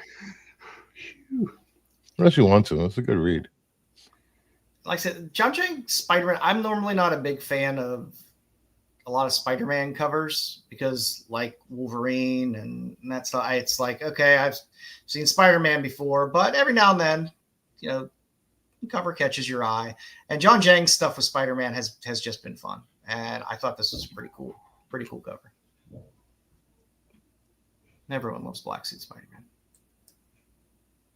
You had a Jock at the Fan Expo in Denver. Jock's been doing some distillery stuff, but you don't see Jock too much anymore doing a lot of stuff. So if you're a Jock fan and a Batman fan, he always does cool Batman covers. Something is Killing the Children, that pen and ink that came out. It was a nice foil cardstock variant on that. Had to have a little art germ booty, little rogue booty in there. Rogue booty. Yeah. I mean, the only thing about that one is the shadowing is a little weird. It looks like she wet herself. That's okay. Yeah. Sometimes you just got to go. When you got to go, you got to go. How are you going to take that suit off that fast when you got to go? Yeah. You'll find yourself on mugshot shotties if you. You can't always pull over and take time to go in the bushes. Exactly. Sometimes you just got to let it go. And that's what we got for. That's what we got for con exclusives this year. And I'm sure there were plenty that were missed. But in terms of digging up some of what went on this year, there we are. If you had some favorites that are missed, throw them after the show in the YouTube chat. I'm sure we can always bring them up later as well. We can do a chat version. If you send it in, we can do up a slide deck for, of course, stuff you guys sent us. Absolutely. Yeah. I like it, and I don't mind putting blocks over things that might be a little too spicy. So, Witchblade cover was destroyed by Joe for reasons. Air quotes. Okay. I love it. All right, Bruce, what you got for news? I have, first up, Silo has been renewed for season 3 and 4 at Apple. Season 4 will be the final season of the series. I don't know about this season so far. It's halfway through. Well,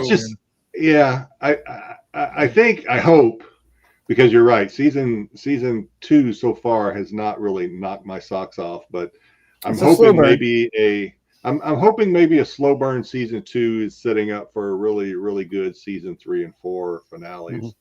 Mm-hmm. I do happen to know a little bit about the books. Yes, 3 of them, right? Yeah, I believe there's 3. Knowing a little bit about what I do about the books has made me feel more comfortable with the slow burn of this season and what I think they're setting up. So I'm okay. I'm okay with that. But yeah, it has been a little bit of a slow burn. I would just love to see somebody just punch Tim Robbins in the face a couple times. That would make me happy. Oh God. If for no other reason, making people watch The Player. The Player was a horrible one. God damn that. What's the guy, the enforcer guy? The one, he's one of those guys that only has one name. Common. Thank you. Common. He's really good at being the guy that you want to hate in this show. But you can feel him turning a little bit too, and his wife is. I don't, not yet. Maybe I'm caught up too. I don't feel him turning. I feel like maybe he's turning against the mayor, Tim Robbins, but I don't think he's having a change of heart. He wants power, exactly. Yeah, I agree with Bruce. He just wants power. He doesn't care who he takes down at this point. Yeah. I don't know, but the thing with his wife, I just think there has to be something. Gonna get interesting on there. Yeah. I just and think Rebecca Ferguson is easy on the eyes. Let me tell you. Yeah. I just think this whole thing, and I think we might as well just kind of make peace with it. Is this whole thing is going to be her making her way back to her silo, and then in the season finale, they're going to see her appear in the window. You know, she's back. Maybe she's going to clean it. I won't give away too. Yeah, I won't give away too much from the books, but there's a lot of fun. There's a lot of fun other things that could happen and ways things can go that could be interesting. I already think I know. Yeah, I haven't read the books, but I have a feeling I know which way it's going to go because we already got two people that are maybe going to go out and clean, and she's looking for a new suit. I think maybe they go out and clean, and she gets out there and brings them over to the other. I'm glad Apple's giving it a couple more seasons. I hate seeing shows cut short. Yeah. So. Well, the one person that wanted to go out and clean died. Yeah. They had to use her to squash mechanic. Who else wants to go out and clean? I'm trying to think who else wants to go out. Well, they got the two in custody, or right? Okay. Or they're I wouldn't say they want to go out and clean. I think they're going to be like. No, not that they want to go out and clean, but but if they don't have the right kind of tape, they're going to die. Yeah. Right, so. Yeah. Anyway, good series. It is a little slow right now, but I think it's an acceptable slow. I think we kind of understand. Yeah, I setting up. I'm all right with it. I like it. Like I said, digging into the books a little bit, I can kind of see beyond a little bit. So I'm like, okay, I didn't dig too much into the books because I don't want to go too far into them. But I wanted something to give me a little bit of, okay, this isn't just going to be a slow slog. And I think if they reveal what's going to be revealed and move in that direction, it'll be interesting. And it should reinvigorate what's going on. Well, this makes me more interested in keeping involved in the show, knowing it's going to have 2 more seasons after this one. So and 4 to 5 seasons is has always been a perfect thing for a series. Yeah, I think I'm always happy with 3 to 4 seasons. I'm good with most series. I agree with Styx for a change. It does happen from time to time. That having that security that there's going to be 3 or 4 seasons. Because if we were to go through this season and then viewership's down because it was a slow burn and so we're going to cancel it, I would be furious. Apple does big numbers anyway. Yeah, but I don't know what the numbers are. It's not. It can't be a cheap show to produce. Yeah, I can't imagine. But I mean, you look back at when you had the older terrestrial type shows. If you went for 4 or 5 seasons, you got syndication, and syndication usually meant it was a good. You had a good run there. So that's I'm still mad they canceled that sci-fi show. The one it was like a western town with aliens. I forgot the name of it.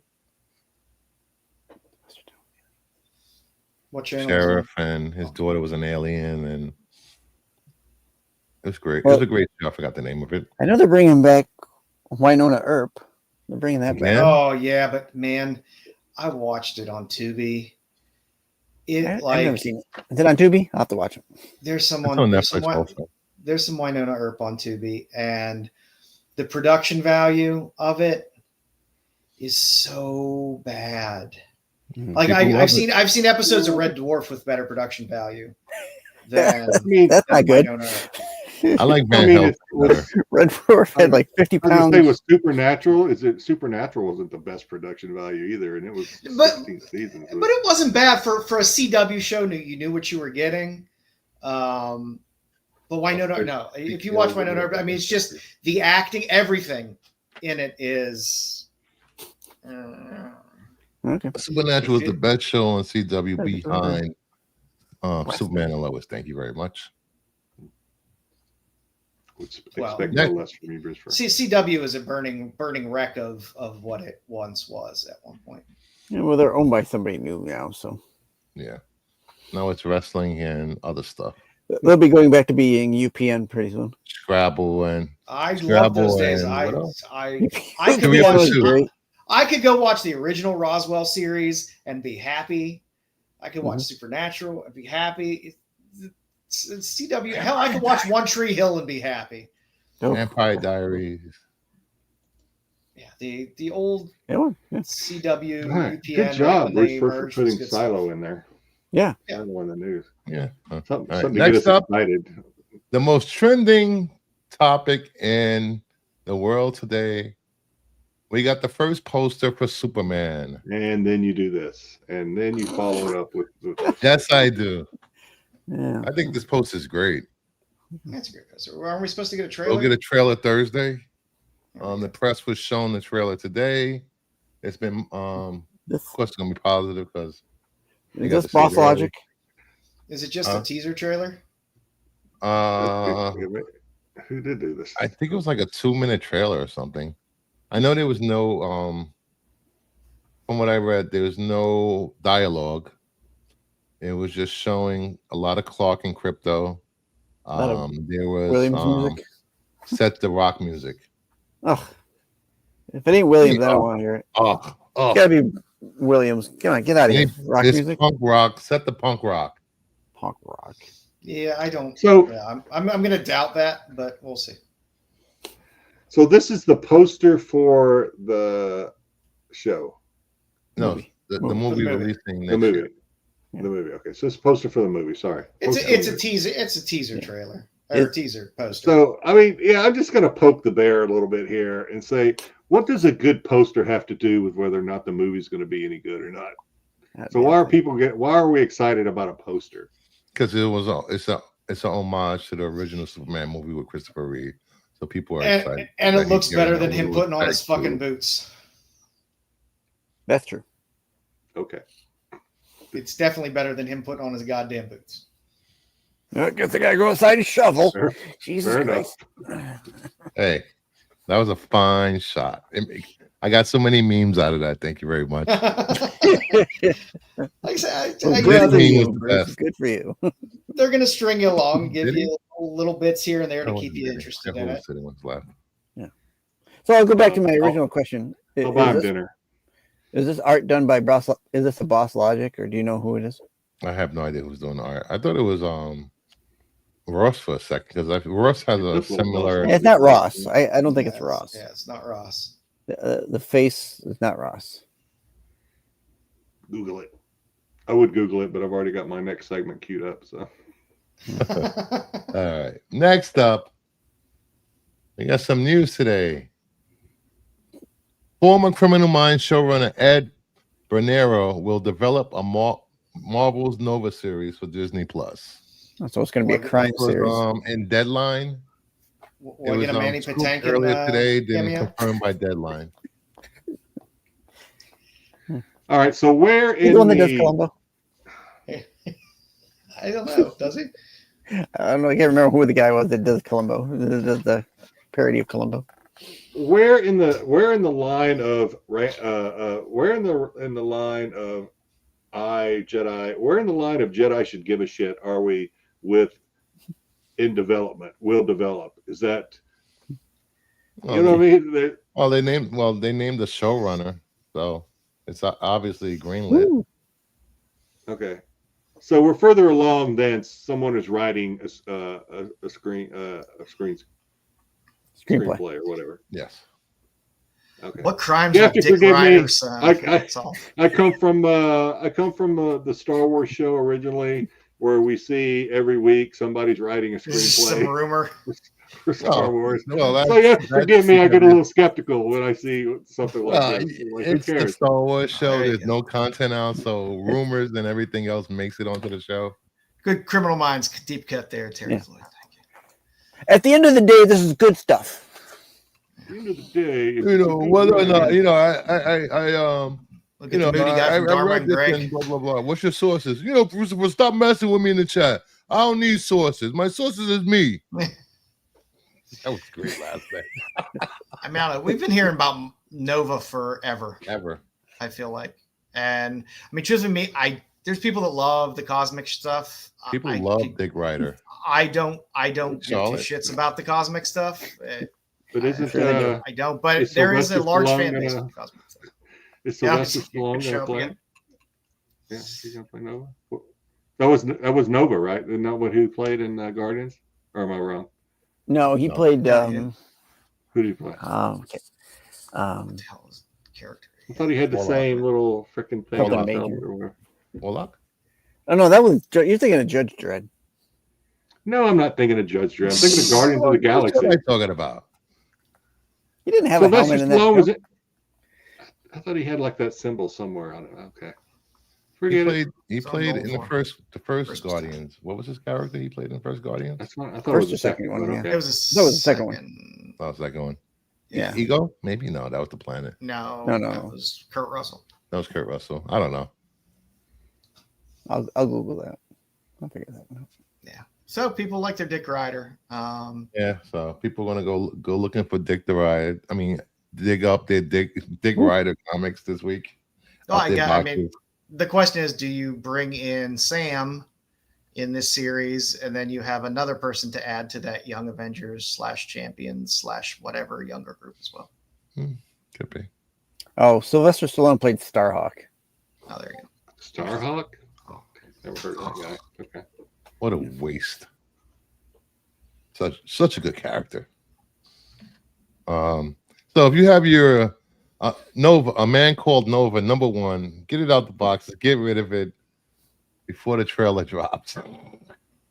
Well, you'll probably have 7 people write different scripts for it, and you'll have that news, and then you'll have somebody cast as Nova, then you'll have that news. So there'll be plenty of bites at the apple. See this? Jeffrey Sato got it on the head. They got the guy writing Criminal Minds doing the Nova series. It's going to be a buddy cop movie, just like Lanterns, which releases in 2 years. If they go with the series where Cosmo is with him, I'll be fine. His eyes are so big. He has no waist. I like that series. Hey, Terry, you complaining about no waist? We just saw Inkpot like 5 minutes ago. Where was the complaint then? How do you keep that kind of muscle mass in a weightless environment? That's my question. Leg day. Do I have more news? I have one more story. This was breaking earlier. We're just waiting for confirmation from the big trades, but this seems to be a sure thing. A sure thing in rumor world. Mephisto and Ghost Rider will appear in Spider-Man 4. Apparently, Ghost Rider and Spider-Man will team up to fight Mephisto. We're rumored that Keanu Reeves has been cast as Ghost Rider. What?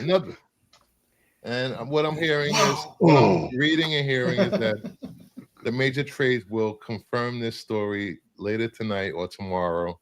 Take that with a grain of salt. Yeah, I'll be right back. Maybe it'll be true. Maybe it won't. Who knows? But I don't know. Again, those are 2 characters, especially Mephisto, we've been hearing about forever. It would make sense. Yep. DK, I could play Blade. I could play many characters. Thank you very much. I look hot. Sling Blade, maybe. Getting Snipes back, baby. We're getting Snipes back. It's Blade. I would play Blade as a Batman ripoff, though. Blade. Yeah, Sling Blade. So, this is the 115th rumor that Mephisto will appear in MCU. He was rumored to appear in Agatha, Scott, WandaVision, what else? Everything. Doctor Strange, Multiverse of Madness. Deadpool and he's actually Deadpool. We're still getting Sacha Baron Cohen, right? Well, that was a rumor too. We don't know if that was confirmed or not. I thought it was.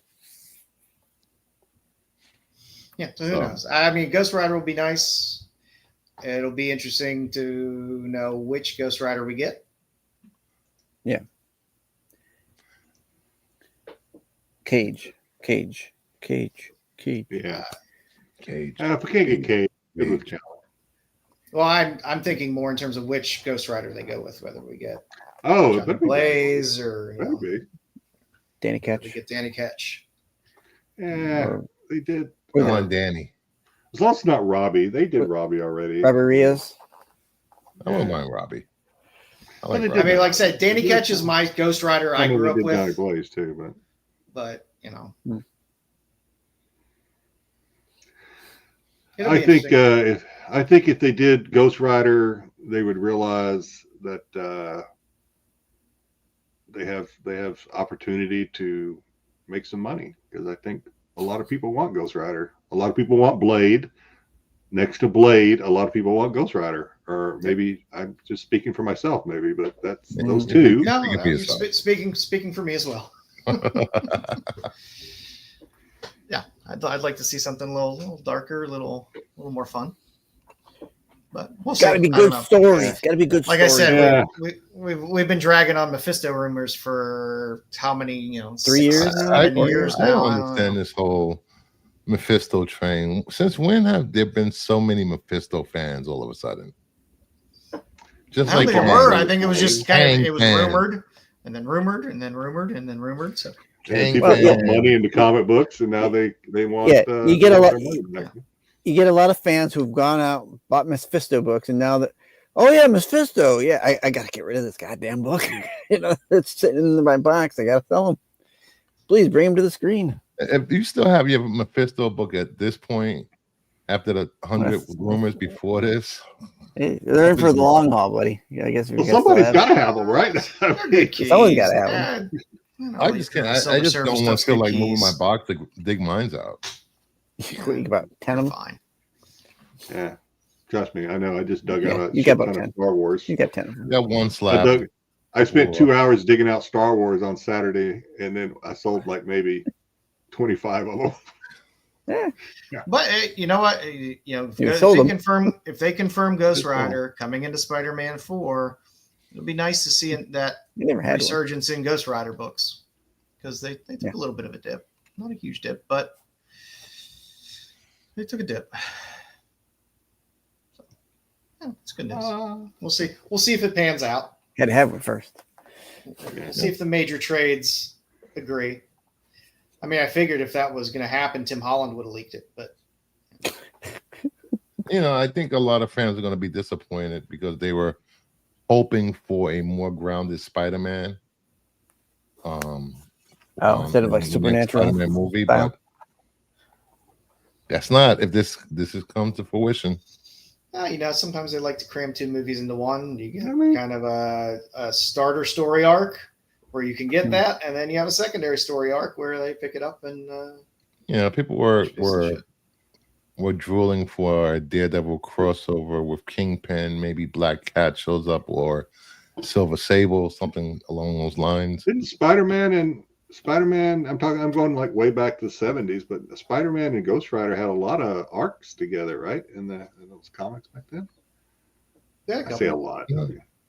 Yeah, but Ghost Rider isn't a grounded character. There's no crossover in the 90s. There's a couple of. You mean like something like local neighborhood Spider-Man? Is that what you mean by grounded character? Yeah, like Daredevil, even Night Thrasher, Black Cat, street along those lines.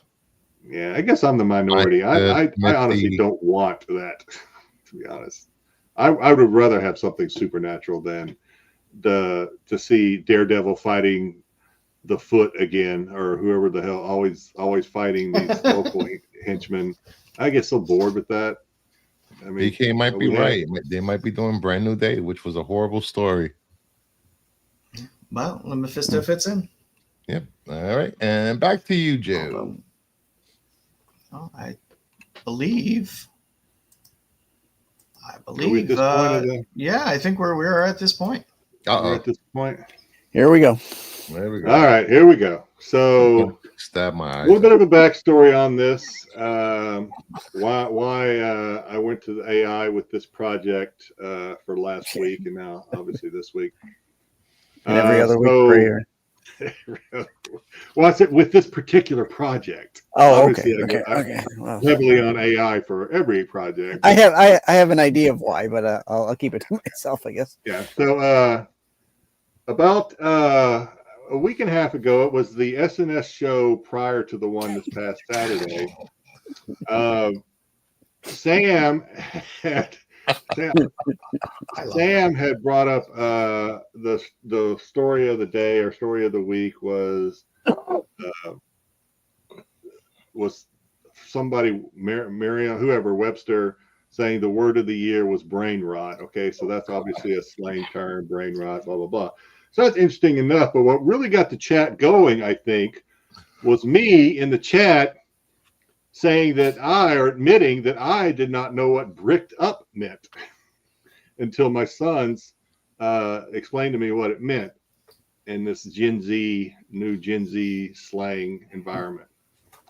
So that's something Mason does. So that was so funny. Everybody had a good time throwing out their Gen Z terminologies and kind of laughing at me a little bit for not knowing what bricked up meant. Which I now know what it means. Better for it. I decided, we'll get past this, that we would do a little urban dictionary, and we would try to. I asked ChatGPT to give me some Gen Z slang, and obviously it told me what they meant. So, and then we're going to try to match the term with what it actually means. I hope cum gutters is in here. I'm really trying to make that a thing. That's not a thing. So I didn't tell him. I didn't say this one. I said, give me a list, and it gave me a list. So so we'll probably do this again because it gave me quite an extensive list. You should have just called me. I could have gave them all to you. Well, we're gonna find out. We're gonna find out how much you know, Brewster. Because I didn't say I know. I would have told my millennial to talk to his Gen Z brother. Oh. So we're going to find out what the qualified, also we refer to ourselves as the urban dicks. We're going to find out what we know about Gen Z. I don't think I'm going to be calling myself an urban dick, but go ahead. I hear you call yourself that. I'm a rural cock. All right, so here we go. All right, so obviously what I'm going to ask, I have no control, obviously, from here in my little man cave, but I'm going to ask that the chat refrain from Googling these. You can if you want to, as well as the panel, because we'll make this more fun if we don't Google it. Now, I will say this. These come from ChatGPT. I ran this test. I did a beta test. The coolest of the kids, ChatGPT. With my youngest son, who's 27. All right, 28. I can't remember, but anyway, I said, hey, go through this and see if you can figure this out. Now, my oldest son is 28. I think that kind of puts him on the cusp between millennial and Gen Z. I think. I don't know. They're always moving the goalpost on these. So I ran him through this test. He called bullshit because he didn't get a single one of them.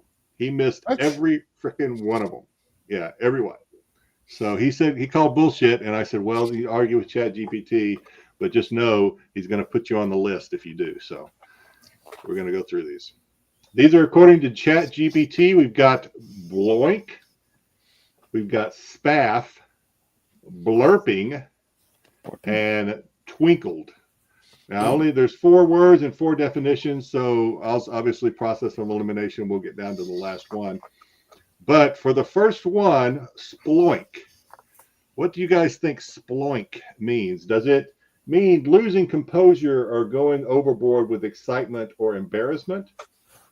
Does it mean when someone is trying to be flirty but comes off as awkward? Does it mean to get overly excited about something, often with suggestive undertones? Does it mean doing something awkwardly sensual that gets unintentionally funny? All of these are noises. I think AI does not know what these words mean. AI thinks he does. I'm going to say number 3. I'll say 3. I'll go with number 4. I'm going with 2. Oh, so we've got everything except for one. All right, so real quick then, and since we have try to get this done, the answer is 3. Who said 3? I did. 6. Styx, the old guy. There you go. You get overly excited about something, often with suggestive undertones. Bro, did you see that? I sploinked. Better get a change of clothes. Yeah. Clean that up, buddy. Don't want to sploink yourself. That's not good. Clean up an I refuse to play this any longer. You're going to play to the end, Bruce. I am not. All right, next word is spaff. Next word is spaff. Lose composure, going overboard with excitement or embarrassment. When someone is trying to be flirty but comes off as awkward. Doing something awkwardly sensual but gets unintentionally funny. Spaff. I'm going to go with number 2. Number 2. Be flirty but comes off awkward. This is why I say these are wrong, because I know what spaff means. Not these, but it's not up there. Okay. No. All right. My son said the same thing. My son's like, ChatGPT is obviously it's wrong. But he also says he doesn't know. I'll do the closest one. Number 1. Number 1? Maybe. My son also said he doesn't use these terms. So I was going to say 1 as well. All right, so we got 2 1s, and Mama Bear says 1. And Riz. All these must be, what does that mean? All these must be said in your best curly Three Stooges. Yeah. Spam. Yeah. Sweetly. All right, what do we got? 2 number 1s and a number 2? Yeah. All right, the answer is number 1. Oh. Losing composure or going overboard with excitement or embarrassment. I totally spaffed when they walked in. Yep. In reality, spaff is when you masturbate with your own saliva. That's horrible. Spit is not a lubricant. Spit is not a good lubricant. Kids out there, spit is not a good lubricant. That does remind me of another. It works one, in a pinch, but it's not a good lubricant. Maybe okay. So I'll ask Bruce for this, because this is one my sons had a great time when they gang up on me asking me these type of things. They asked me if I know what gooning means. Gooning. Gooning. Oh, gooning. I have no idea. Ganging up on someone, right? And I guess this is kind of the point I'm trying to make, is I think a lot of these terms are, I don't know if they're regional or if they shift, but no one seems to be talking the same language. My sons tell me that gooning, or gooner, I guess is the act of gooning, is masturbating. Gooning. I guess. Giving yourself the old truffle shuffle. Yeah, they're like, I'm going to go in here and do a little gooning. Gooning. Don't walk in, you're going to catch me gooning. All right, now I got to love gooning. I need to know the derivation of that term. Bruce is going to add that to his vocabulary. All right, next one. Oh, it's not just the act of masturbation. It's the act of watching porn and edging for hours. See, I think the goalpost moves. Sounds like way too much effort. Yeah, sounds like a lot of work. That's a lot of work. All right, let's get back to the game, and then we can continue. I got a feeling that there's a lot of these that we may go off on a tangent here at the 4. end. Blorping, is it when someone is trying to be flirty or doing something awkward? I'm going with 4. Yeah, I'll go with 4. Why not? I'll be contrary. I'll say 2. Mama Bear says 2. I think it's either. So I think Mama Bear is the only one playing on the in the chat. All right, is it 2 or is it 4? It is 4. Doing something awkwardly sensual that gets unintentionally funny, and that leaves the last one is twinkled as doing something. I will give the Urban Dictionary meanings after this. He thought he was being smooth, but he twinkled hard. Oh, ChatGPT. And that is it for this week. AI versus the qualified. It's never a bad time for that. Wait, it was twinkled? Twinkle. Yes. Twinkle is the act of to receive or pleasure while on a train, airplane, or car. See, I think every one of yours is dirty. So I think you're on like some sort of like ChatGPT is not going to be dirty. It's just not. Even if you ask it to, it won't hardly ever. At least not for me. And this is supposed to be Urban Dictionary. And blorping is the act of ejaculating in somebody's mouth. Oh. Yeah.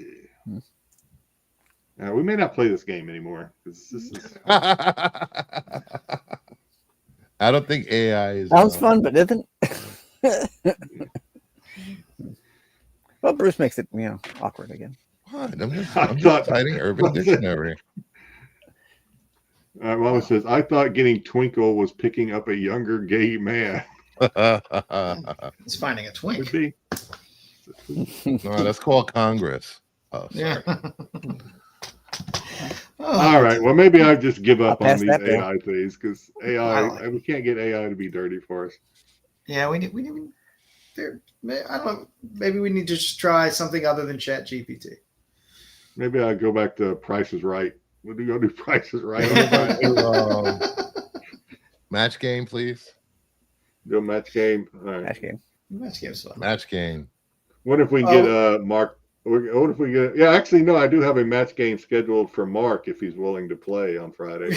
Ooh. I've already started working on it. I guess I need to finish it up. You got a week. You got 4 days. Is Dom's wife going to stand by and write all his answers for him? Yeah, probably.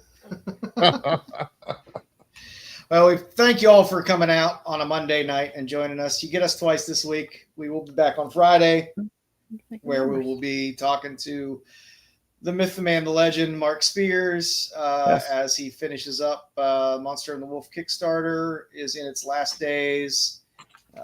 Please go over on the Kickstarter and check that out. You still have a few days to get in on that. And we're going to talk to him about some more books to the Kickstarter. Go back and watch last Friday's show on Bruce's channel. What did we call that show? What did you call that show again? Did you name? See you next. What? Wait, Friday? The Friday show. With, I think it was just the other comic show Friday. Mama. No, it wasn't the other. I forgot what I called it. We're Bruce for not quite the qualified. Kingdom of Qualified or something like that. But anyway, where Brucifer describes the most awful Hot Frosty movie. Fridays. Awful. Oh no, the movie you described. What was it? A Serbian film. Serbian. I got a lot of messages asking me what was the name of that movie that people wanted to check it out. I'm afraid to, Joe. I don't know if you went. Kids. Joe, I don't know if you went back and watched that, but apparently this show makes Terrifier look like Disney bullshit. I'm in. This from what Bruce was describing. I don't know, Joe. Be careful what you ask for. I have a pretty strong constitution. Watch the trailer after the show. No, we won't. I won't. Oh my god. I don't want to see the trailer. I want to be surprised. I'm just gonna go watch the movie. I don't know if you can find it. I don't know where you find it. I don't know where I'll find it.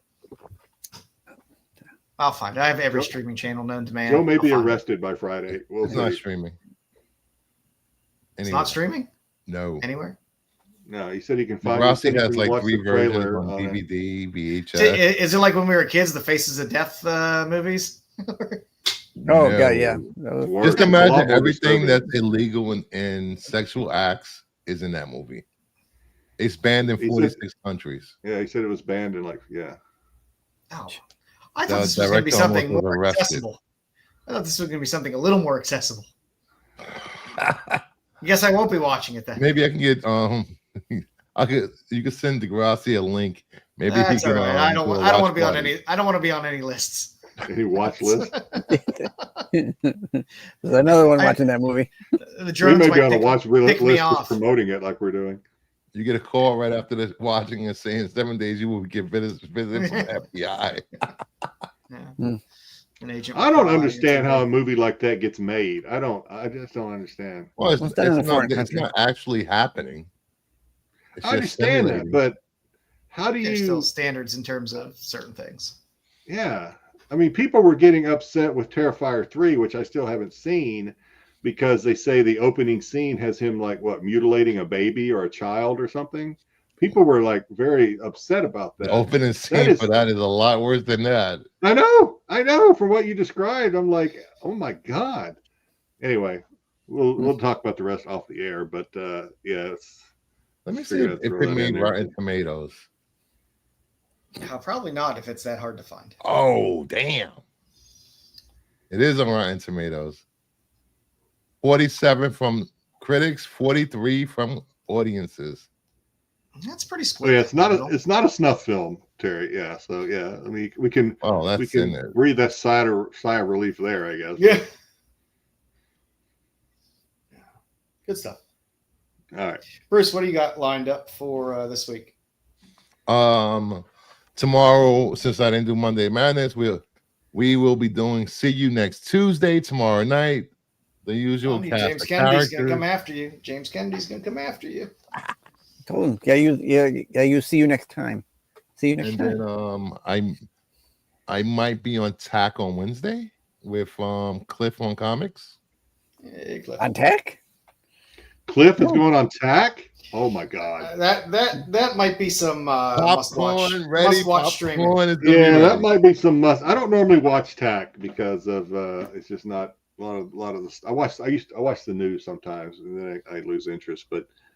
I don't know if Cliff's on there. Oh my god! We might be in honor of Cliff. We might be reviewing a Wonder Woman book. Making Marco read a Wonder Woman book. That's the first. Yesterday was the first time I'd ever seen Cliff on do his thing, and I was exhausted just watching him. He's a great guy. Full of joy. This is so much energy. I enjoy Cliff. That was my third stream with him. I did one yesterday, and then I did 2 on his channels. Yeah, and then Thursday, tomorrow I might be doing I don't know, Power Hour with Max.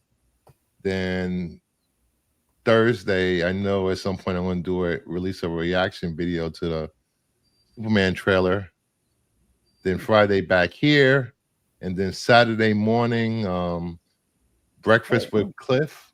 He's going to do an interview with me, and we're going to he does a segment called Bussy Busters. I enjoyed Cliff's full-throated defense of Hot Topic. Yeah, last night. That amused me. He loves Hot Topic. And then other comic book show Sunday, which I will be giving a Christmas gift to one special viewer Sunday. Oh, everyone loves giveaways. So stick around this week for lots of good stuff on Bruce's channel, on this channel. Again, TAC Wednesday night. If Cliff's going to be on, that's going to be a fun panel. That's going to be fun to watch. That's all I got to say about that. That's going to be fun to watch. I'd like to see where that goes. I mean, if you can, just keep it like zoomed in on Marco so you can watch his reactions to the whole show. On Friday, make sure to catch the CBSI Hot 10 at 9 o'clock. Comes into us at 9:30, where we'll have Mark Spears. And Saturday, catch the boys on SNS. Sunday, not this Saturday. Star Wars. Oh, yep, that's right. Sorry, SNS. Yeah, no SNS this Saturday. There are some holiday obligations. Holiday break. So there will be no SNS this Saturday. But if you need some Wayseeker, you can watch Tales from the Dark Side on Sunday, and things will happen on that show. Does anybody really need a Wayseeker? And like I said, final reminder. You already mentioned it earlier, but final reminder: Wednesday watch list is going to come out tomorrow. Yes. Correct. Pete will be putting out the Wednesday watch list tomorrow.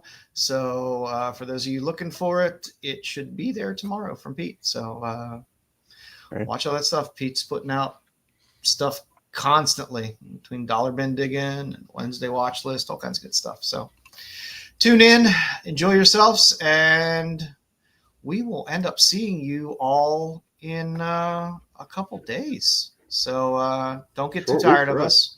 Yeah, short week for us, but we'll be back and it'll be a fun show. It's always fun with Mark. Mark's a great guest, so we'll have a good time, and we shall see you then. The qualified.